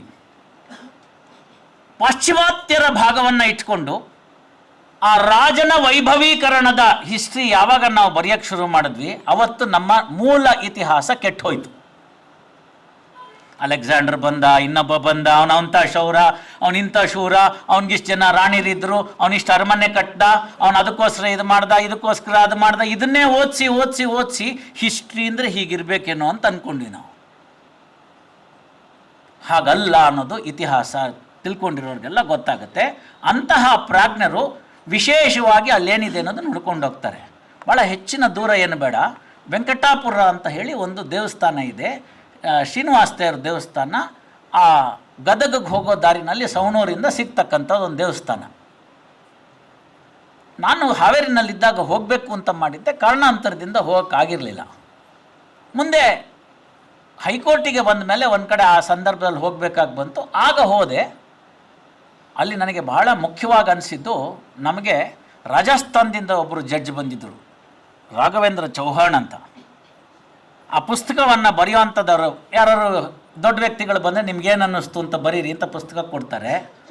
4 ವರ್ಷಗಳ ಹಿಂದೆ, ನಾನು ಹೋಗಿದ್ದ 4 ವರ್ಷಗಳ ಹಿಂದೆ ರಾಘವೇಂದ್ರ ಚೌಹಾಣ್ ಆದಮೇಲೆ ಇನ್ನೊಬ್ಬರು ಆ ಥರ ವ್ಯಕ್ತಿಗಳು ಆ ಪುಸ್ತಕಕ್ಕೆ ಬರೀಬೇಕು ಅಂತ ಹೋದವನು ನಾನೇ. ಯಾಕೆ ಅಲ್ಲಿರೋ ಜನಕ್ಕೆ ಬೇಕಾಗಲಿಲ್ವಾ ಅದು ಅಂತ. ಇದು ಒಂದು ಉದಾಹರಣೆ ಕೊಟ್ಟಿದ್ದೆ ನಾನು. ಎಲ್ಲಿಂದನೋ ಬಂದಂಥ, ರಾಜಸ್ಥಾನದಿಂದ ಬಂದಂಥ ಒಬ್ಬ ಜಡ್ಜು ಹೋಗಿ ಆ ಮೂಲೆಯಲ್ಲಿರ್ತಕ್ಕಂಥ ವೆಂಕಟಾಪುರ ಅನ್ನೋ ದೇವಸ್ಥಾನವನ್ನು ಸಂದರ್ಶನ ಮಾಡಿ ಅಲ್ಲಿರ್ತಕ್ಕಂಥ ವಿಚಾರಗಳನ್ನ ತಿಳ್ಕೊಂಡು ಫೋಟೋಗ್ರಫಿ ಮಾಡ್ಕೊಂಡು ಹೋಗ್ಬೋದಾದರೆ ಅದು ಏನಂತ ತೋರಿಸುತ್ತೆ ಅಂತಂದರೆ, ಅವ್ರಿಗೆ ಆ ವಿಚಾರಗಳಲ್ಲಿ ಇರತಕ್ಕಂತಹ ಇಂಟ್ರೆಸ್ಟ್, ಹಿತಾಸಕ್ತಿನ ತೋರಿಸ್ತಕ್ಕಂಥದ್ದು. ಇದಿಷ್ಟು ನಾವು ನೋಡಿಕೊಂಡ್ರೆ ದೇವಾಲಯಗಳನ್ನು ಇತ್ತೀಚಿನ ದಿನಮಾನದಲ್ಲಿ ಕೆಲವರು ಸಂಶೋಧನೆ ಮಾಡಿ ತಿಳ್ಕೊಂಡಿರ್ತಕ್ಕಂಥದ್ದು ಅಂತಂದರೆ, ಒಂದು ಕಷ್ಟ ಸಂದರ್ಭಗಳಲ್ಲಿ ಇಡೀ ಊರಿನವರಿಗೆ ರಕ್ಷಣೆ ಕೊಡ್ತಕ್ಕಂಥ ಒಂದು ಸ್ಥಳವಾಗಿತ್ತು ಅಂತ. ಅಂದರೆ ಪಾವಿತ್ರತೆ ಕಾಪಾಡ್ಕೊಂಡಿದ್ವಿ, ಅಲ್ಲಿದ್ದರೆ ಸೇಫ್ ಅನ್ನೋ ಭಾಗವನ್ನು ಕಾಪಾಡ್ಕೊಂಡಿದ್ವಿ, ಅದಕ್ಕೋಸ್ಕರ ದೇವಾಲಯಕ್ಕೆ ಹೋಗಿ ಬಂದರೆ ಸರಿ ಹೋಗುತ್ತೆ ಅಂತ ಒಂದಾದರೆ, ಎರಡನೇದು ಈಗೀಗ ಇತ್ತೀಚಿನ ದಿನಮಾನದಲ್ಲಿ ಹೇಳ್ತಕ್ಕಂಥದ್ದೇನು ಅಂದರೆ, ಆಗಮಿಕ ಶಾಸ್ತ್ರದ ಪ್ರಕಾರ ಕಟ್ಟಿದಂತಹ ದೇವಸ್ಥಾನಗಳೇನಿರ್ತವೆ ಅದಕ್ಕೂ ಮತ್ತು ಪಂಚಭೂತಗಳಿಗೂ ಸಂಬಂಧ ಇದೆ. ಮನುಷ್ಯ ಕೂಡ ಪಂಚಭೂತಗಳಿಂದ ನಿರ್ಮಾಣನಾಗಿರ್ತಾನೆ. ಹಾಗಿರ್ತಕ್ಕಂಥ ಸಂದರ್ಭದಲ್ಲಿ ಅವೆರಡಕ್ಕೂ ತಾದಾತ್ಮ್ಯ ಭಾವ ಬೆಳೆಯುತ್ತೆ. ಗೊತ್ತಿಲ್ಲದ ಹಾಗೆ ನಮ್ಮ ಎನರ್ಜಿ ರೀಚಾರ್ಜ್ ಆಗುತ್ತೆ ಅನ್ನೋ ಒಂದು ಹೊಸ ಥಿಯರಿ ಇದೆ.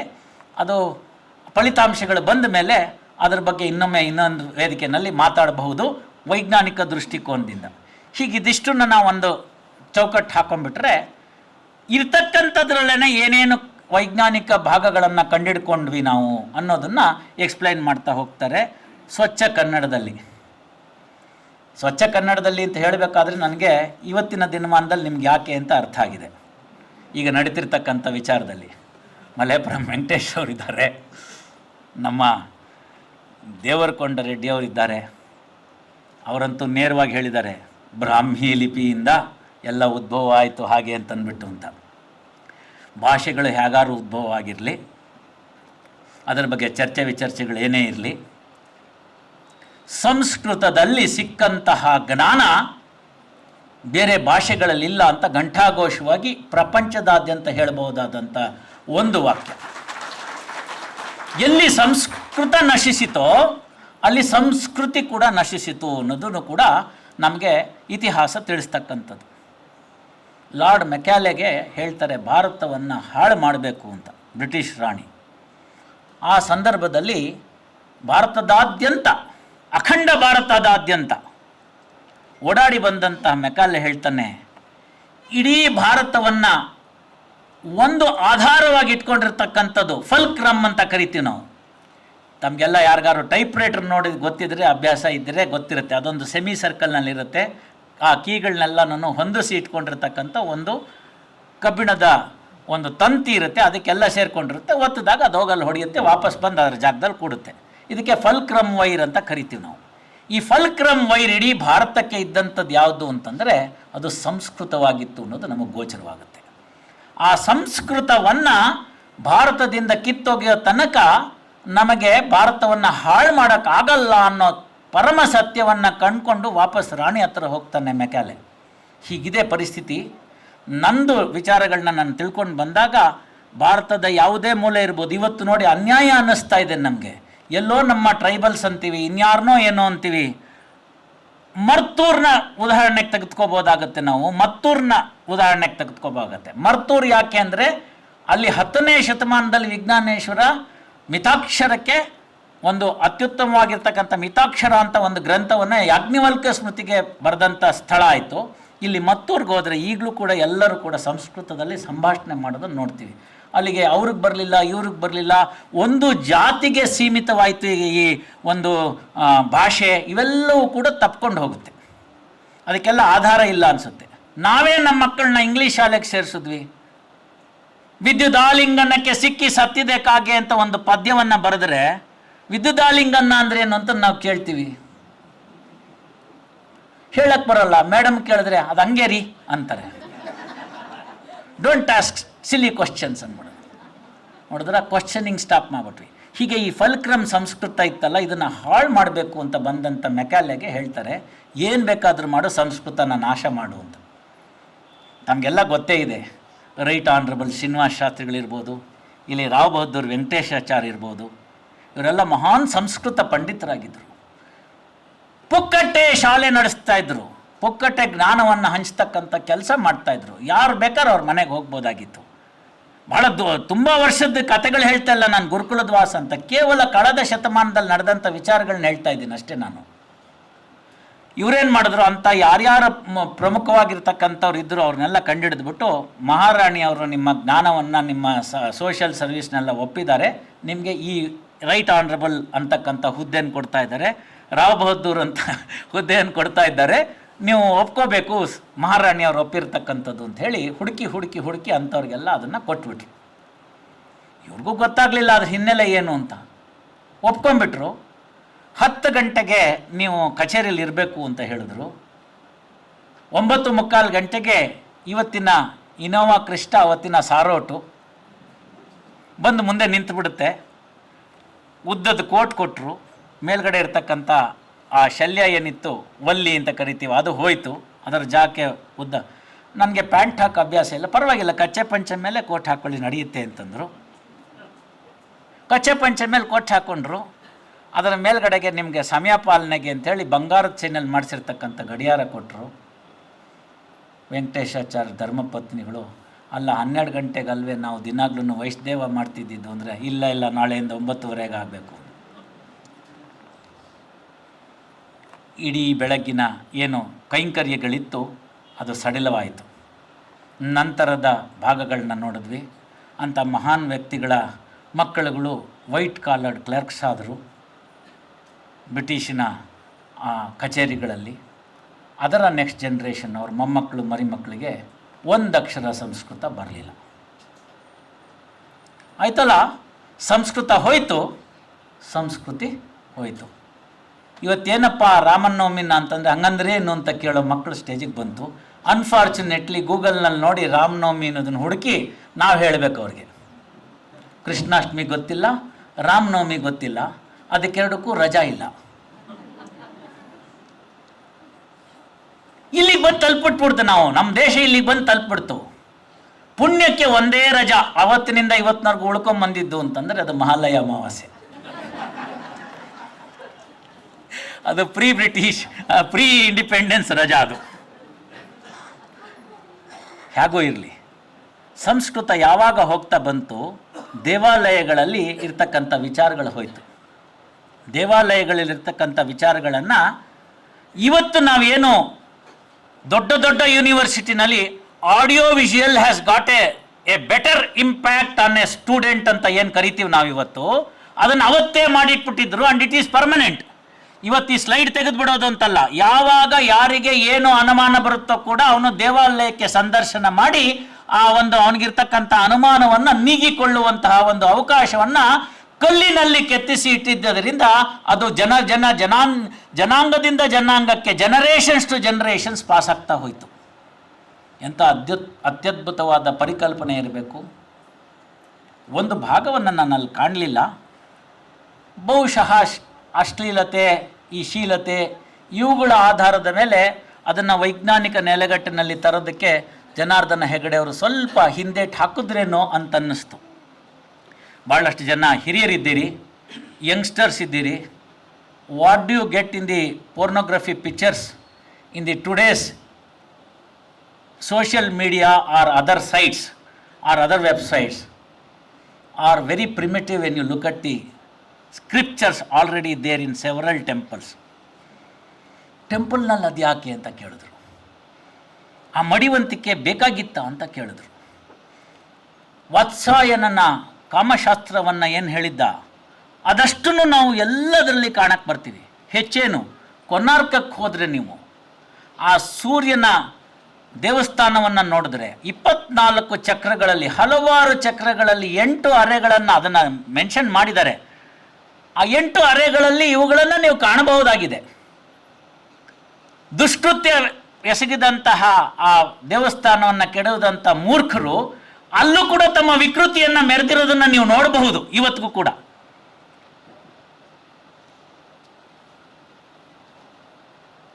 ಯಾವ ಯಾವ ದೇವಸ್ಥಾನವನ್ನು ಹಾಳು ಮಾಡಿದ್ದಾರೆ, ಶಿಲ್ಪಗಳನ್ನು ಕೆಡವಿದ್ದಾರೆ, ದಾಳಿಕೋರರು ಬಂದು ನಮ್ಮ ದೇವಸ್ಥಾನಗಳ ಮೇಲೆ ಕಲ್ಲಿನ ಶಿಲ್ಪದ ಮೇಲೆ ತಮ್ಮ ವಿಕೃತಿಯನ್ನು ಮೆರೆದಿದ್ದಾರೆ. ಸ್ತ್ರೀಯರ ವಕ್ಷಸ್ಥಳಗಳನ್ನು ಛೇದಿಸಿದ್ದಾರೆ, ಶಿಲ್ಪಗಳಲ್ಲಿದ್ದಂಥ ವಕ್ಷಸ್ಥಳವನ್ನು ಛೇದಿಸಿದ್ದಾರೆ. ನೀವು ದಯಮಾಡಿ ಮುಂದಿನ ಸರ್ತಿ ಹೋದಾಗ ನೋಡಿ, ಇವತ್ತಿಗೆ ಕೂಡ ಹೊಟ್ಟೆ ದಗದಗ ದಗದಗ ಅಂತ ಉರಿಯುತ್ತೆ. ಹಾಗೆ ಉರಿಲಿಲ್ಲ ಅಂತಂದರೆ ಎಲ್ಲೋ ಮ್ಯಾನುಫ್ಯಾಕ್ಚರಿಂಗ್ ಡಿಫೆಕ್ಟ್ ನಮ್ಮಲ್ಲಿದೆ ಅಂತ. ಅಂದರೆ ದೇವಾಲಯಗಳನ್ನ ಸಂದರ್ಶಿಸುವಾಗ ವೈಜ್ಞಾನಿಕ ಹಿನ್ನೆಲೆ ನೆಲೆಗಟ್ಟನ್ನು ಇತ್ತು ಅನ್ನೋದನ್ನು ಪ್ರತಿಪಾದಿಸ್ತಕ್ಕಂಥ ಒಂದು ಅಂಶಗಳು ನಮಗೆ ಕಾಣೋದೇನು ಅಂದರೆ ಅದರ ಪ್ರಮಾಣಗಳು ಅಂತ. ಕಮ್ಮಿಂಗ್ ಬ್ಯಾಕ್ ಟು ಡೈರೆಕ್ಟ್, ಇದಿಷ್ಟನ್ನು ತಿಳ್ಕೊಂಡಂಥ ಶಿಲ್ಪಶಾಸ್ತ್ರವನ್ನು ತಿಳ್ಕೊಂಡಂಥದ್ದನ್ನು ಅವನು ನಮ್ಮಲ್ಲಿ ಇನ್ನೂ ಏನೇನೋ ಜ್ಞಾನಗಳಿದೆ ಅಂತ ಹೇಳ್ತಾನೆ. ಯಾರು? ಆ ಮಾಲಿಯ ತಂದೆ. ಇದು ಎಲ್ಲಿ ಸಿಗುತ್ತೆ ಅಂತ ಕೇಳಿದ್ರೆ ಈ ಏರ್ಫೋರ್ಸ್ ಆಫೀಸರ್ನ ಬೇಲೂರು ಹಳೇಬೀಡು ಕರ್ಕೊಂಡು ಹೋಗ್ತಾನೆ. 3 ದಿವಸ ಆಗುತ್ತೆ ಆ ಸಂದರ್ಭದಲ್ಲಿ ಸಾರೋಟ್ನಲ್ಲಿ ಹೋಗೋದಕ್ಕೆ. ಹಾಸನದಲ್ಲಿ ನೆಲೆ ನಿಲ್ತಾರೆ, ಅಲ್ಲಿ ಹೋಗಿ ನಿಂತು ಕಲಿತಾರೆ. ಡೈರೆಕ್ಟ್ಗೆ ಇಷ್ಟು ಒಂದು ಸಂತೋಷವಾಗುತ್ತೆ ಅಂದರೆ ಮೈಸೂರು ಯೂನಿವರ್ಸಿಟಿಗೆ ಶಿಲ್ಪಶಾಸ್ತ್ರದ ಮೇಲೆ ಒಂದು ಥೀಸಿಸ್ನ ಬರೆದುಕೊಟ್ಟು ಮೈಸೂರು ಯೂನಿವರ್ಸಿಟಿಯಿಂದ ಆಗಿನ ಕಾಲದಲ್ಲಿ ಡೈರೆಕ್ಟು PhD ತಗೋತಾನೆ ಹೊಯ್ಸಳರ ಶಿಲ್ಪಶಾಸ್ತ್ರ ಅನ್ನೋ ಸಬ್ಜೆಕ್ಟ್ ಮೇಲೆ.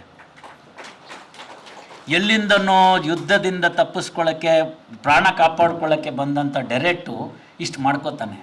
ಪುನಃ ಡೈರೆಕ್ಟ್ ಅಲ್ಲಿಗೆ ನಿಲ್ಲಲ್ಲ. ಅವನ ಜ್ಞಾನದಾಹ ಅಲ್ಲಿಗೆ ನಿಲ್ಲೋದಿಲ್ಲ. ವಾಪಸ್ ಯುದ್ಧ ಎಲ್ಲ ಮುಗ್ದೋಗುತ್ತೆ, ಇಂಗ್ಲೆಂಡ್ ವಾಪಸ್ ಹೋಗ್ಬಿಡ್ತಾನೆ. ವಾಪಸ್ ಹೋದರೆ ಶಿಲ್ಪಶಾಸ್ತ್ರ ಮೂಲ ಯಾವುದರಲ್ಲಿದೆ ಅಂತ ಕೇಳ್ತಾನವನು. ಸಂಸ್ಕೃತದಲ್ಲಿದೆ ಅಂತ ಹೇಳ್ತಾರೆ. ಇವನಿಗೆ ಸಂಸ್ಕೃತದ ಮೇಲೆ ಪ್ರೀತಿ ಉತ್ಪನ್ನ ಆಗುತ್ತೆ. ವಾಪಸ್ಸು ಅಲಹಾಬಾದ್ಗೆ ಹೋಗ್ತಾನೆ. ಅಲ್ಲಿ ಹೋಗಿ ಸಂಸ್ಕೃತ ಕಲಿಬೇಕು ಅಂತಾನೆ.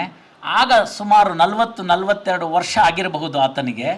ಆ ಕ್ಷಣದಲ್ಲಿ ಅಕ್ಷರಾಭ್ಯಾಸ ಆ ಇಂದ ಶುರು ಮಾಡ್ತಕ್ಕಂಥ ಕೆಲಸವನ್ನು ಮಾಡ್ತಾನೆ ಡೈರೆಕ್ಟು. ಯಾರೂ ಒಪ್ಕೊಳ್ಳೋಕ್ಕೆ ತಯಾರಾಗಿರಲ್ಲ ಅವನ್ನ ಶಿಷ್ಯತ್ವ ವಹಿಸ್ಕೊಳ್ಳೋಕ್ಕೆ. ನಮಗೆ ಗೊತ್ತಿದೆ, ಸಾಧಾರಣವಾಗಿ ನಮ್ಗೆ ಯಾರಿಗೋ ಏನೋ ಮಾರೋದಕ್ಕೆ ಇಷ್ಟ ಇರೋದಿಲ್ಲ. ನಾವೇನು ಮಾಡ್ತೀವಿ ಅಂದರೆ ಅದಕ್ಕೊಂದು 10 ರೂಪಾಯಿ ಬೆಲೆ ಬಾಳೋದಿತ್ತು ಅಂತಂದರೆ ಅದಕ್ಕೆ ಒಂದು 100 ರೂಪಾಯಿ ಅಂತಲೋ 1000 ರೂಪಾಯಿ ಅಂತಲೋ ಹೇಳಿದ್ರೆ ಅವ್ನು ಬಿಟ್ಟು ಹೋಗಿಬಿಡ್ತಾನೆ ಅಂತ. ಹಾಗೆ ಎಲ್ಲ ಪಂಡಿತರನ್ನು ಕೇಳ್ತಾನೆ. ಮತ್ತೊಬ್ಬರು ಪಂಡಿತರು ಇವನು ಹೆಂಗೂ ಮಾಡಲ್ಲ ಅನ್ನೋ ದೃಷ್ಟಿಯಿಂದ, ನೋಡಪ್ಪ ನಂತರ ನೀನು ತಲೆ ಬೋಳಿಸ್ಕೋಬೇಕು, ಶಿಕೆ ಬಿಡಬೇಕು, ಕಚ್ಚೆ ಪಂಚೆ ಉಟ್ಕೋಬೇಕು, ಈ ಥರ ಎಲ್ಲ ಮಾಡಬೇಕು.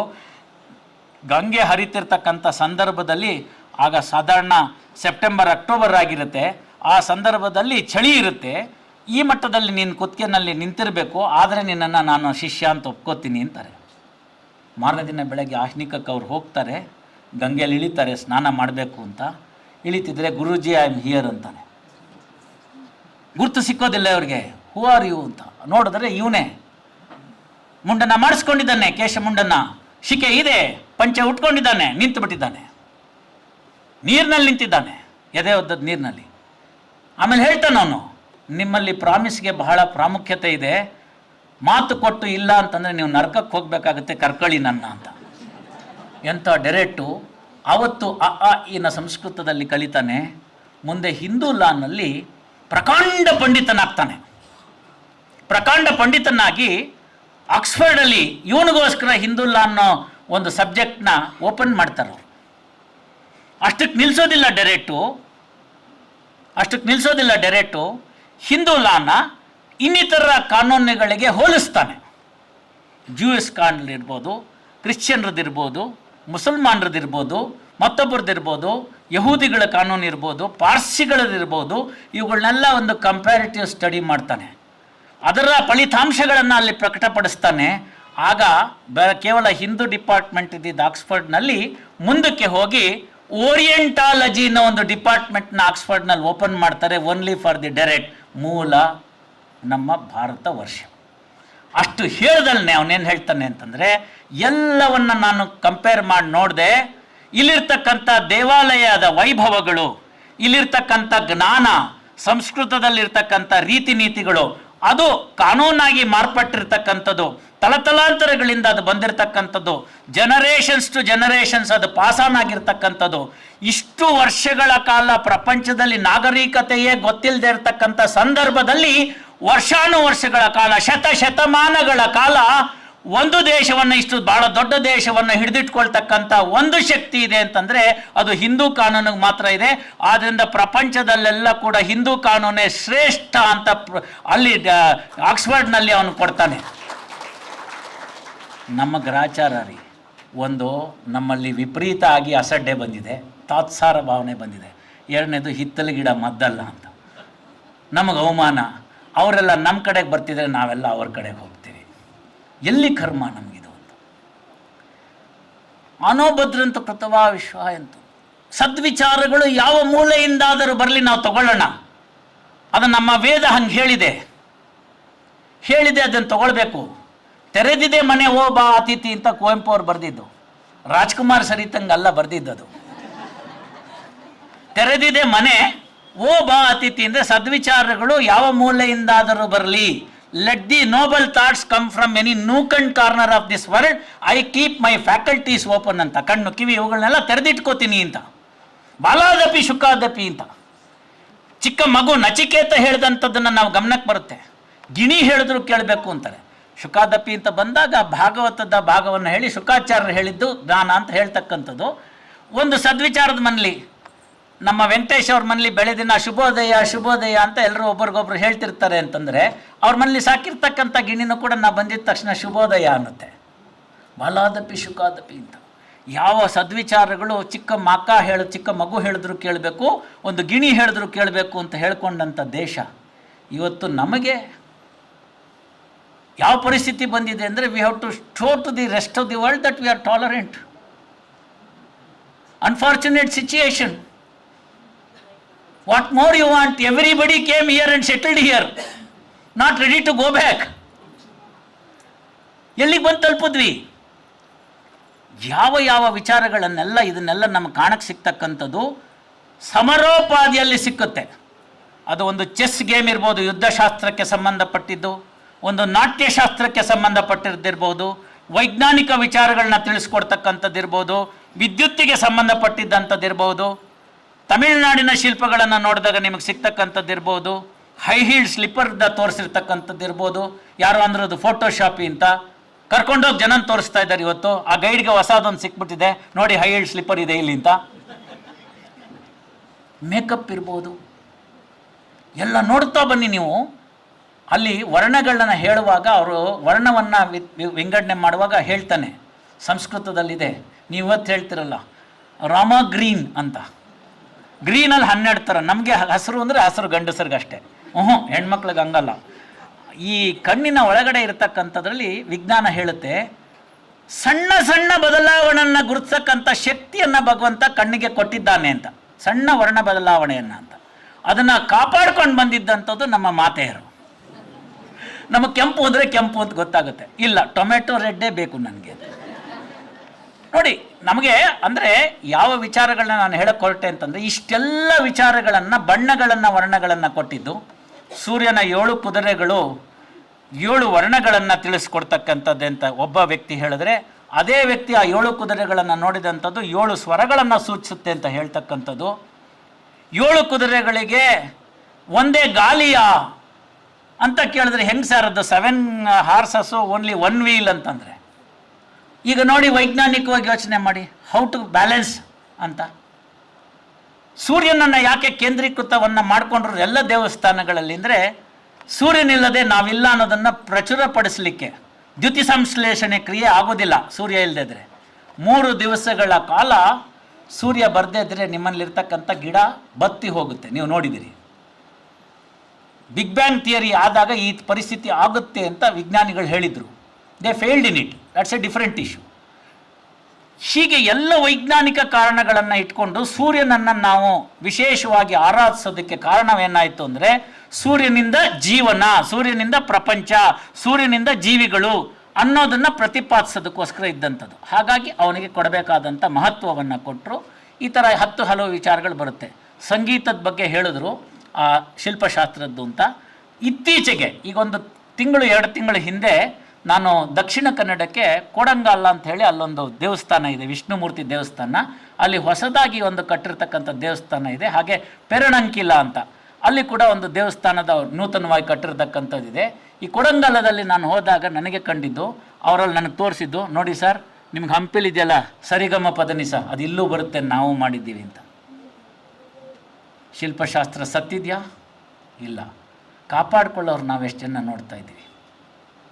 ಹೀಗಾಗಿ ಏನಾಗಿದೆ, ನಮ್ಮತನ ಏನಾಗಿದೆ, ವೈಜ್ಞಾನಿಕ ರೀತಿಯಲ್ಲಿ ಪ್ರಶ್ನಿಸಬೇಕಾದಂಥದ್ದನ್ನು ಇವತ್ತಿನ ದಿನಮಾನದ ಲೆಕ್ಕಾಚಾರ, ಅವತ್ತಿನ ದಿನಮಾನದಲ್ಲಿ ಅದು ಎಲ್ಲವನ್ನು ಧರ್ಮದ ಮುಖಾಂತರ ಹೇಳ್ತಕ್ಕಂಥದ್ದಿತ್ತು. ಇವತ್ತಿಗೆ ಕಾಲ ಬದಲಾವಣೆ ಆದಾಗ ವೈಜ್ಞಾನಿಕವಾಗಿ ಕಾರಣಗಳನ್ನು ಕೇಳ್ತಕ್ಕಂಥದ್ದು.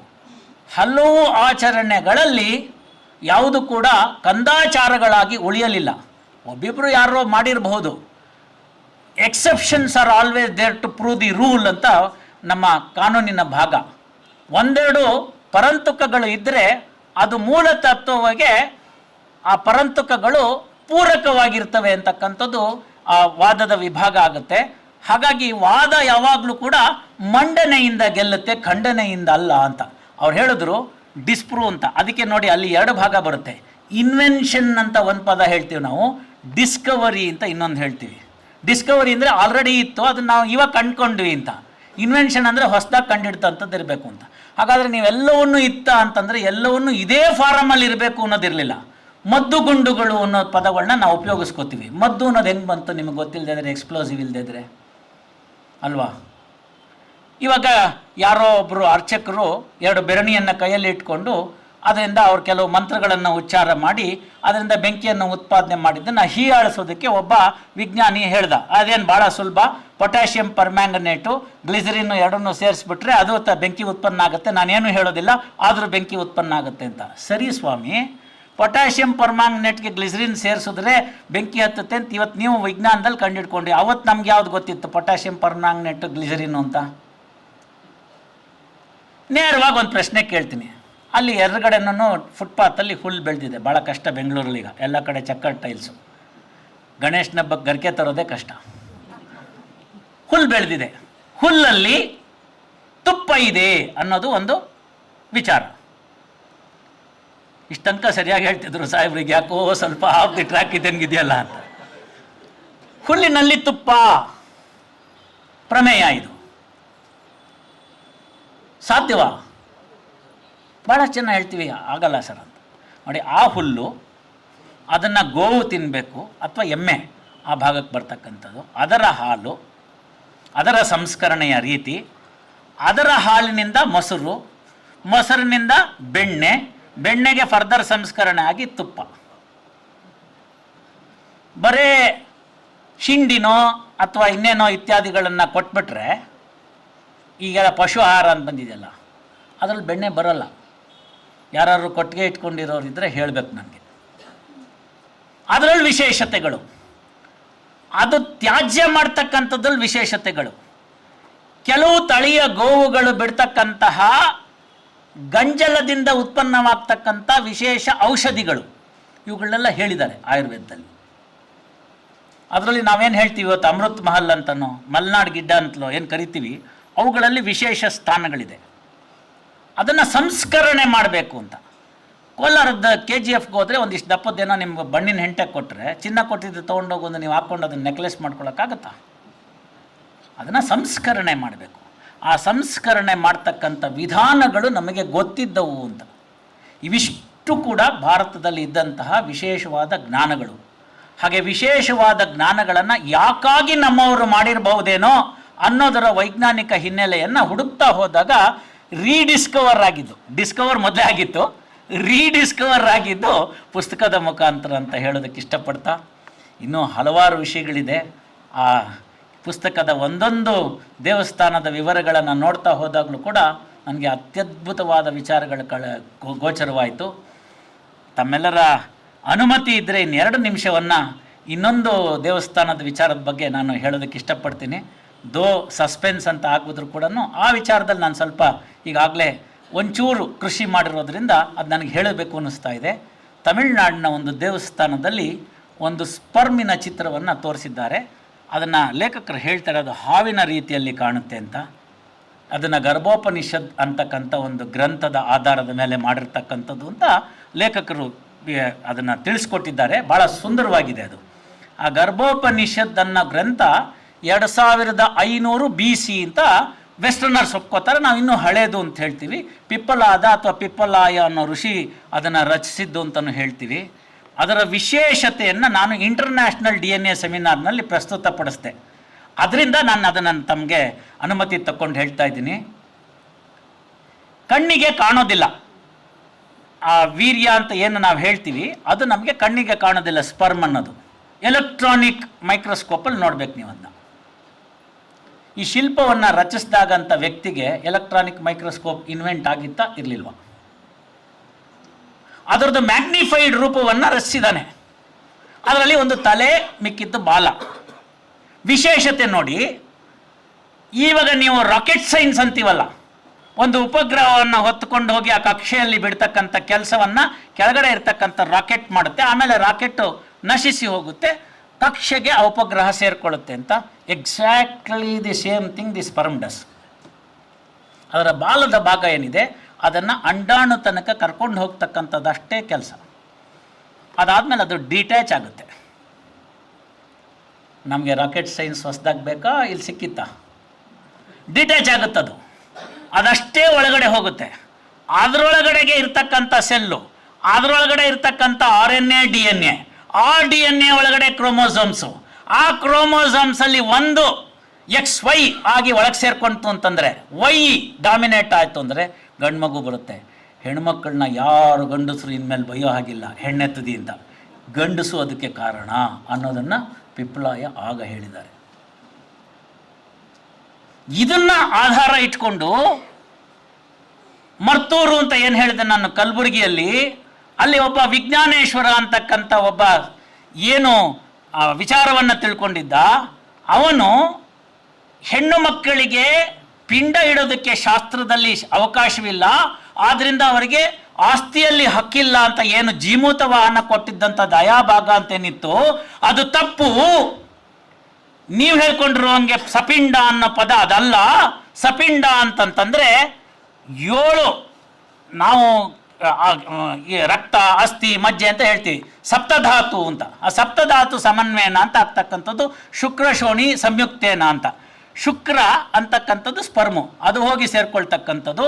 ಅದರಲ್ಲಿರ್ತಕ್ಕಂಥದ್ದು ಎಷ್ಟು, ಅದರಲ್ಲಿರ್ತಕ್ಕಂಥ ಮೈಟೋಕಾಂಡ್ರಿಯಾ ಎಷ್ಟು, ಅದರಲ್ಲಿ ಬರ್ತಕ್ಕಂಥ ಕ್ರೋಮೋಸೋಮ್ ಎಷ್ಟು, ಆ ಕ್ರೋಮೋಸೋಮು ಯಾವುದು ಮುಂದೆ ನಿನ್ನ ಸಂತತಿಯನ್ನು ತೀರ್ಮಾನ ಮಾಡುತ್ತೆ ಅಂತ ಹೇಳೋ ಅಂಥದ್ದನ್ನ ಎಲೆಕ್ಟ್ರಾನಿಕ್ ಮೈಕ್ರೋಸ್ಕೋಪ್ ಇಲ್ಲ, ಅಲ್ಟ್ರಾಸೌಂಡ್ ಸ್ಕ್ಯಾನಿಂಗ್ ಇಲ್ಲ, ಮೈಕ್ರೋಬಯಾಲಜಿ ಇಲ್ಲ, ಯಾವ ಬಯಾಲಜಿ ಇಲ್ಲದ ಕಾಲದಲ್ಲಿ ಕೇವಲ ಶಾಸ್ತ್ರವನ್ನು ಆಧರಿಸಿ ಪಿಪ್ಪಲಾದ ಹೇಳಿದ್ದನ್ನು ಇವರು ಸಪಿಂಡ ಅನ್ನೋ ಭಾಗವನ್ನು ತಿಳಿಸ್ಕೊಡ್ತಕ್ಕಂಥ ಸಂದರ್ಭದಲ್ಲಿ ವಿಶ್ಲೇಷಣೆ ಮಾಡುವಾಗ ಗರ್ಭೋಪನಿಷತ್ತನ್ನು ಆಧಾರ ಮಾಡಿಕೊಂಡು ನೀನು ಹೇಳ್ತಕ್ಕಂಥ ರೈಸ್ ಬಾಲ್ ಅಥವಾ ಅನ್ನದ ಪಿಂಡದಿಂದ ಯಾವುದಕ್ಕೂ ಬರೋದಲ್ಲ, ಇದರ ಮುಖಾಂತರ ಬರಬೇಕು ಅಂತ ಹೇಳ್ತಾನೆ.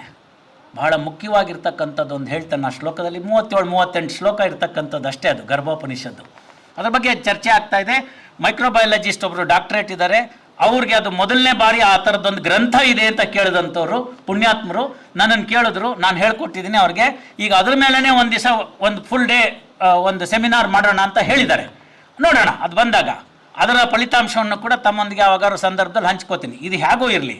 ಹಾಗೆ ಇದ್ದಂತಹ ಸ್ಪರ್ಮು ಯಾವ ರೀತಿ ಕಾಣುತ್ತೆ ಅಂತಂತ ಒಂದು ದೇವಸ್ಥಾನದಲ್ಲಿ ಕೆತ್ತನೆ ಮಾಡ್ತಾನಲ್ಲ ಒಬ್ಬ ಶಿಲ್ಪಿ, ಅವನೇನು ಮೈಕ್ರೋಬಯಾಲಜಿನಲ್ಲಿ ಸ್ಪೆಷಲಿಸ್ಟಾ? ಅವನಿಗೆ ಯಾರೋ ಹೇಳಿದ್ದಾರೆ ಇದು ಹಿಂಗೆ ಕಾಣುತ್ತೆ ಅಂತ. ಹೆಂಗೆ ಕಾಣ್ತು? ಇವತ್ತು ನಿಮಗೆ ಅಲ್ಟ್ರಾಸೌಂಡ್ ಸ್ಕ್ಯಾನಲ್ಲಿ ಹೇಳ್ತೀವಿ. ಇನ್ನೊಂದು ವಿಶೇಷ, ಅಲ್ಲಿ ತನಕ ಅದನ್ನು ಝೈಗೋಟ್ ಅಂತ ಕರೀತಾರೆ. ಎಲ್ಲಿ ತನಕ ಅಂದರೆ 7ನೇ ತಿಂಗಳ ತನಕ ಅಂತ ಕೇಳ್ತಾನೆ ಗರ್ಭೋಪನಿಷತ್ತಲ್ಲಿ. ಮತ್ತು ಯಾವ ಯಾವ ತಿಂಗಳುಗಳಲ್ಲಿ ಯಾವ ಯಾವ ಅವಯವಗಳು ಆ ಭ್ರೂಣದಲ್ಲಿ ಕಂಡು ಬರುತ್ತೆ ಅನ್ನೋದನ್ನು ವಿವರಗಳನ್ನ ಕೊಡ್ತಾ ಹೋಗ್ತಾನೆ. ಆಸಕ್ತರು ಬೇಕಾದ್ರೆ ಭೋಪಾಲ್ನಲ್ಲಿರ್ತಕ್ಕಂಥ ಒಂದು ಮೆಡಿಕಲ್ ಹಾಸ್ಪಿಟಲ್ನಲ್ಲಿ ಹೋಗಿ ನೋಡಿದ್ರೆ ಅಪಘಾತದಲ್ಲಿ ಇತ್ಯಾದಿಗಳೆಲ್ಲ ಮರಣ ಹೊಂದಿದ್ದವರಿಂದ ಮೊದಲನೇ ದಿನದ ಆ ಏನು ಗರ್ಭ ಧರಿಸಿತೋ ಅಲ್ಲಿಂದ ಹಿಡಿದು 9ನೇ ತಿಂಗಳ ತನಕ ಎಲ್ಲವನ್ನ ಇಟ್ಟಿದ್ದಾರೆ, ನೋಡ್ಬೋದು. ನಾನು ಅದನ್ನು ಸಂದರ್ಶನ ಮಾಡಿದ್ದೇನೆ, ಅದರಿಂದ ನನಗೆ ಗರ್ಭೋಪನಿಷತ್ತನ್ನು ವಿಜುವಲೈಸ್ ಮಾಡ್ಕೊಳ್ಳೋಕ್ಕೆ ಅನುಕೂಲ ಆಯಿತು. ಮೊದಲನೇ ದಿನ ಕೇವಲ ಒಂದು ನೀರಿನ ಗುಳ್ಳೆ ಥರ ಇರುತ್ತೆ, ನಂತರದಲ್ಲಿ ಅದು 8ನೇ ದಿನಕ್ಕೆ ಒಂದು ಚೆಂಡಿನ ರೂಪವನ್ನು ಪಡ್ಕೊಳ್ಳುತ್ತೆ ಅಂತ ಎಲ್ಲ ವಿವರಣೆ ಕೊಡ್ತಾ ಹೋಗ್ತಾರೆ. ಅದರ ಬಗ್ಗೆ ವಿವರಣೆ ಇದೆ ಪುಸ್ತಕದಲ್ಲಿ. ಹಾಗೆ ಬರೆದಿದ್ದಷ್ಟಲ್ದಲ್ಲೇ ಮುಂದಕ್ಕೆ ಹೇಳ್ತಾರೆ ಟ್ರಾನ್ಸ್ಜೆಂಡರ್ ಹೆಂಗಾಗ್ತಾರೆ ಅಂತ ಕೂಡ ಗರ್ಭೋಪನಿಷತ್ತಲ್ಲಿ ಹೇಳ್ತಾರೆ. ಇದು ವಿಜ್ಞಾನ ಅಲ್ವೇನು? ಹಾಗಾದ್ರೆ ಸೆಕೆಂಡರಿ ಸೆಕ್ಷುವಲ್ ಕ್ಯಾರೆಕ್ಟರಿಸ್ಟಿಕ್ಸ್ ಯಾವಾಗ ಡಾಮಿನೇಟ್ ಆಗುತ್ತೆ ಅಂತ ಹೇಳ್ತಾರೆ. ಇದನ್ನು ತೋರಿಸ್ತಕ್ಕಂಥದ್ದಿದೆ ಪುಂಸವನ ಕ್ರಿಯೆ ಅಂತ. ಸಾರ್ಥ ಷೋಡಶ ಸಂಸ್ಕಾರಗಳಲ್ಲಿ ಒಂದಾಗಿರ್ತಕ್ಕಂಥದ್ದು. ಅದನ್ನು ಹೊರಗಿನಿಂದ ನೀವು ಆ ಒಳಗಡೆ ಬಂದಿರತಕ್ಕಂಥ ಕ್ರೋಮೋಸೋಮ್ನ ಆಲ್ಟರ್ ಮಾಡಬಹುದಾ ಅಂತಂದರೆ ಮಾಡಬಹುದಾಗಿರ್ತ ಅವಕಾಶವಿತ್ತು ಅಂತ ಹೇಳ್ತಾರೆ. ಈಗ ಯೋಚನೆ ಮಾಡಿ ನೀವು, ಪುರು ಮತ್ತು ಇಳ ಅಂತ ಎಲ್ಲ ತಿಳ್ಕೊಂಡಿರೋರ್ಗೆ ಗೊತ್ತಿರುತ್ತೆ. ರಾಜ ನನಗೆ ಗಂಡು ಮಗ ಬೇಕು ಅಂತ ಋತ್ವಿಕರಲ್ಲಿ ಕೇಳಿ ಆ ಯಾಗವನ್ನು ಮಾಡಿಸಿರ್ತಾನೆ. ರಾಣಿಗೆ ಹೆಣ್ಣು ಮಗು ಆಸೆ ಇರುತ್ತೆ. ಒಬ್ಬ ಋತ್ವಿಕರು ಗಂಡಾಗ್ಲಿ ಅಂತ ಮಾಡಿರ್ತಾರೆ, ಇನ್ನೊಬ್ಬರು ಋತ್ವಿಕರು ಹೆಣ್ಣಾಗ್ಲಿ ಅಂತ ಮಾಡಿರ್ತಾರೆ. ಅವರು ಆ ರೀತಿ ಆಯ್ತಮ್ಮ, ಸಮಯ ಆಯಿತು ಅಂತ ಕಾಣುತ್ತೆ, ಗೊತ್ತಾಯ್ತು, ನಾನು ಮುಗಿಸ್ತೀನಿ. ಆ ಸಂದರ್ಭದಲ್ಲಿ ಆ ಹುಟ್ಟಿದಂಥ ಮಗುಗೆ ಪುರು ಇಳಾದಲ್ಲಿ ಏನು ಹೇಳುತ್ತೆ ಅಂತಂದರೆ 6 ತಿಂಗಳು ಗಂಡು 6 ತಿಂಗಳು ಹೆಣ್ಣಾಗಬೇಕು ಅಂತಕ್ಕಂಥದ್ದನ್ನು ಹೇಳ್ತಾರೆ. ಪುರಾಣದ ಕಥೆ ಇರ್ಬೋದು. ಟ್ರಾನ್ಸ್ಜೆಂಡರ್ ಯೋಚನೆ ಮಾಡಿ, 7-8ನೇ ವರ್ಷ 9ನೇ ವರ್ಷಕ್ಕೆ ನಮ್ಮ ಹುಡುಗ ಇದ್ದಕ್ಕಿದ್ದಂಗೆ ಕನ್ನಡಿ ಮುಂದೆ ಜಾಸ್ತಿ ನಿಂತ್ಕೊಂಡು ತಾಯಿದು ಸೀರೆ ಉಟ್ಕೊಳ್ಳೋಕೆ ಹೋಗೋದು, ಅಕ್ಕಂದೋ ತಂಗಿದೋ ಚೂಡಿದಾರ ಹಾಕ್ಕೊಂಡು ಸಂತೋಷ ಪಡೋದು, ಹೂ ಮುಡ್ಕೊಳ್ಳೋಕೆ ಇಷ್ಟಪಡೋದು. ಹುಡುಗಿಯಾಗಿ ಬೆಳೆದವಳು ಚೆನ್ನಾಗಿದ್ದವ್ರು ಯಾರ ಜೊತೆಗೇ 9-10 ವರ್ಷಕ್ಕೆ ಬರ್ತಾ ಇದ್ದಂಗೆನೇ ನನಗೆ ಬುಲೆಟ್ ಓಡ್ಸೋಕ್ಕೆ ಆಸೆ, ಶಟಲ್ ಬ್ಯಾಡ್ಮಿಂಟನ್ನೇ ನನಗೆ ಇಂಟ್ರೆಸ್ಟ್ ಜಾಸ್ತಿ, ನಾನು ಆ ಥರ ಡ್ರೆಸ್ ಮಾಡ್ಕೋತೀನಿ, ಲಂಗ ಬೇಡ ಪ್ಯಾಂಟ್ ಹಾಕು, ಏನನ್ನು ತೋರಿಸುತ್ತೀವಲ್ಲ. ಇವುಗಳ ವಿಚಾರಗಳನ್ನೆಲ್ಲ ತಿಳಿಸ್ತಕ್ಕಂಥದ್ದು ಗರ್ಭೋಪನಿಷತ್ತು. ಅಲ್ಲಿ ಕೇವಲ ಒಂದು ಚಿತ್ರವನ್ನು ಕೊಟ್ಟಿದ್ದಾರೆ. ಬಹುತೇಕ ನನ್ನ ಅಭಿಪ್ರಾಯದಲ್ಲಿ ಒಂದೋ ಕಾಲಘಟ್ಟದಲ್ಲಿ ಹಾಳಾಗಿರಬಹುದು ಅಥವಾ ಇನ್ನಷ್ಟು ಅದರ ಬಗ್ಗೆ ಗಮನ ವಹಿಸ್ತಾ ಹೋಯಿತು ಅಂತಂದರೆ ಅಲ್ಲಿ ಇನ್ನಷ್ಟು ವಿವರಗಳು ಗರ್ಭೋಪನಿಷತ್ತು ಆ ದೇವಸ್ಥಾನದಲ್ಲಿ ಸಿಗಬಹುದು ಅಂತ ನನ್ನ ಆಸೆ. ನಾನು ಆ ಚಾಪ್ಟರ್ ಓದಿದ ಮೇಲೆ ನಂತರ ನನಗನ್ನಿಸ್ತು ಆ ದೇವಸ್ಥಾನಕ್ಕೆ ನಾನೊಂದು ಸತಿ ಹೋಗಿ ನನಗೆ ಆಸಕ್ತಿ ಇರೋರನ್ನೆಲ್ಲರನ್ನು ಕರ್ಕೊಂಡು ಹೋಗಿ ಇನ್ನಷ್ಟು ಚಿತ್ರಗಳಿದೆಯಾ ಅಂತ ನೋಡಬೇಕು ಅಂತ. ಯಾಕೆಂದರೆ ಒಂದಕ್ಕೆ ಸೀಮಿತವಾಗಿ ಬಿಡೋದಿಲ್ಲ. ಗೊತ್ತಾಗದಿದ್ದವರು ಅದನ್ನೇನಂತ ತಿಳ್ಕೊಂಡಿದ್ದಾರೆ ಅಂತಂದರೆ ನಾಗರ ಹಾವು ಅಂತ ತಿಳ್ಕೊಂಡು ಅದಕ್ಕೆ ಪೂಜೆ ಮಾಡ್ತಕ್ಕಂಥದ್ದು ಅಂತ ಕಂಡು ಬಂದಿದೆ. ನಮಗೂ ಗೊತ್ತಿದೆ ನೇಸೆಂಟ್ ಆಕ್ಸಿಜನ್ ಥಿಯರಿ ಅಂತಿದೆ. ಇನ್ನೊಂದು ಸತಿ ಅವಕಾಶವಾದಾಗ ಜನಾರ್ದನ್ ಹೆಗಡೆ ಅವ್ರ ಜೊತೆ ಚರ್ಚೆ ಮಾಡಿ ಇನ್ನೊಂದು ಕೆಲವು ಲೇಖನಗಳನ್ನ ಸೇರಿಸುವಂಥ ಅವಕಾಶಗಳಾಗಲಿ. ನನಗೆ ಗೊತ್ತಾಗಿದೆ ಸಮಯ ನಮ್ಮ ಕೈಯಲ್ಲಿ ಯಾರ ಕೈಯಲ್ಲೂ ಇಲ್ಲ. ಹೇಳ್ಕೊಳ್ತಕ್ಕಂಥ ವೈಜ್ಞಾನಿಕ ವಿಚಾರಗಳು ಹಲವಾರಿದೆ. ಒಂದು ವಿಚಾರವನ್ನು ತಮ್ಮಲ್ಲಿ ಹೇಳೋಕ್ಕೆ ಇಷ್ಟಪಡ್ತೀನಿ ಅಂತಂದರೆ, ಈ ದೇಶದಲ್ಲಿ ಎಲ್ಲವೂ ಇತ್ತು, ಕಳ್ಕೊಂಡ್ವಿ. ಈಗ ಪುನಃ ಅದನ್ನು ಹುಡುಕುವಂಥ ಕೆಲಸ ಆಗ್ತಾಯಿದೆ. ಅಟ್ಲೀಸ್ಟ್ ಕೆಲವು ಕಡೆಗಳಲ್ಲಿ ಹೊಸ ಜನ್ರೇಷನ್ನ ಹುಡುಗರು ಜಾಲತಾಣದ ಮುಖಾಂತರಗಳಾಗಲಿ ಮತ್ತೊಂದರ ಮುಖಾಂತರಗಳಾಗಲಿ ಮಾಡ್ತಾ ಇದ್ದಾರೆ. ಅಲ್ಲಿ ಬರ್ತಕ್ಕಂಥದ್ದು ಸಂಪೂರ್ಣ ಸತ್ಯವಲ್ಲ ಅನ್ನೋದು ಎಲ್ರಿಗೂ ಗೊತ್ತಿರ್ತದಾದರೂ ಕೂಡ ಅದಕ್ಕೆ ಅಷ್ಟೋ ಇಷ್ಟೋ ಇದ್ದರೆ ಮಾತ್ರ ಹೊಗೆ ಆಡಬೇಕಾದ್ರೆ ಅಷ್ಟೋ ಇಷ್ಟೋ ಬೆಂಕಿ ಇರಬೇಕು ಅಂತ. ಎಲ್ಲೋ ಒಂದು ಕಡೆ ಏನಾದ್ರು ಒಂದು ಇನ್ಫಾರ್ಮೇಷನ್ ಸಿಕ್ಕಿರುತ್ತೆ ಅನ್ನೋದನ್ನು ಮರಿಬಾರ್ದು. ಅವರು ಕೊಟ್ಟಂಥ ಹಿಡಿದಂಥ ಮಾರ್ಗ ಅಥವಾ ಕೊಟ್ಟಂಥದ್ದು ಕಾಪಿ ಪೇಸ್ಟು ತಪ್ಪಿರ್ಬೋದು. ಜ್ಞಾನಕ್ಕೆ ಎಲ್ಲೋ ಒಂದು ಮೂಲ ಇದೆ ಅಂತ ತಿಳ್ಕೊಬೇಕು. ಆ ಮೂಲದ ಸೆಲೆಯನ್ನು ಹುಡುಕುವಂಥ ಕೆಲಸ ಆಗಬೇಕು. ಕಾಮತ್ರಿದ್ದಾರೆ, ಹಿರಿಯವರು ಬೇಕಾದಷ್ಟು ಜನ ನಮಗಿದ್ರು. ನಮ್ಮಲ್ಲಿ ಕೂಡ ಮಿಥಿಕ್ ಸೊಸೈಟಿನಲ್ಲಿ ಬೇಕಾದಷ್ಟು ಅದರ ಬಗ್ಗೆ ಕೆಲಸ ಆಯಿತು. ಇತ್ತೀಚೆಗೆ ನಿಂತಿದೆ. ಶಿರಸಿನಲ್ಲಿ ಒಬ್ಬರು ಯಂಗ್ಸ್ಟರ್ ಆ ಕೆಲಸವನ್ನು ಮಾಡ್ತಾಯಿದ್ದಾರೆ ಅಂತ ಕೇಳ್ಪಟ್ಟೆ. ಅಲ್ಲಿ ನಮ್ಮ ಹೊರನಾಡಿನಲ್ಲಿ ಮೊನ್ನೆ ಒಬ್ಬರ ಪರಿಚಯ ಆಯಿತು. ಅವರು ಕೂಡ ಈ ಲಿಪಿಗಳನ್ನ ಓದುವಂಥ ಕೆಲಸವನ್ನು ಮಾಡ್ತಾಯಿದ್ದಾರೆ. ಅವ್ರ ಹತ್ರ ಕೂಡ ಇದ್ರ ಬಗ್ಗೆ ಚರ್ಚೆ ಮಾಡಿದ್ದೇನೆ. ಅವ್ರ ಹೆಸರು ನಾಗೇಶ್ ಅಂತ. ಅವರ ತಂದೆ ಭಾಳ ದೊಡ್ಡ ಕೆಲಸವನ್ನು ಮಾಡಿದರು ಈ ಲಿಪಿಗಳನ್ನ ಓದುವಂಥದ್ರಲ್ಲಿ. ನಮಗೆ ಕಾಮತ್ರು ಹೋದ್ಮೇಲೆ ಆ ಭಾಗದಲ್ಲಿ ನಮ್ಗೆ ಯಾರೂ ಸಿಕ್ಕಿರಲಿಲ್ಲ. ಇಂಥ ಹಲವು ವಿಚಾರಗಳನ್ನ ತಿಳ್ಕೊಳ್ಳೋವಂಥದ್ದಿದೆ. ಸಂಸ್ಕೃತದಲ್ಲಿ ಇಲ್ಲದೇ ಇದ್ದಿದ್ದು ಇನ್ಯಾವುದ್ರಲ್ಲೂ ಇಲ್ಲ ಅಂತ ಘಂಟಾಘೋಷವಾಗಿ ಹೇಳುವಂಥ ದಿನ ಬರುತ್ತೆ. ಆ ದಿನ ನಾನು ನೋಡೋವಂಗಾಗಲಿ ಅಷ್ಟು ಆಯಸ್ಸು ಭಗವಂತ ನನಗೆ ಕೊಡಲಿ. ನನ್ನ 4 ಮಾತುಗಳನ್ನು ಶಾಂತ ರೀತಿಯಿಂದ ಕೇಳಿದ್ದಕ್ಕೆ ಧನ್ಯವಾದಗಳು.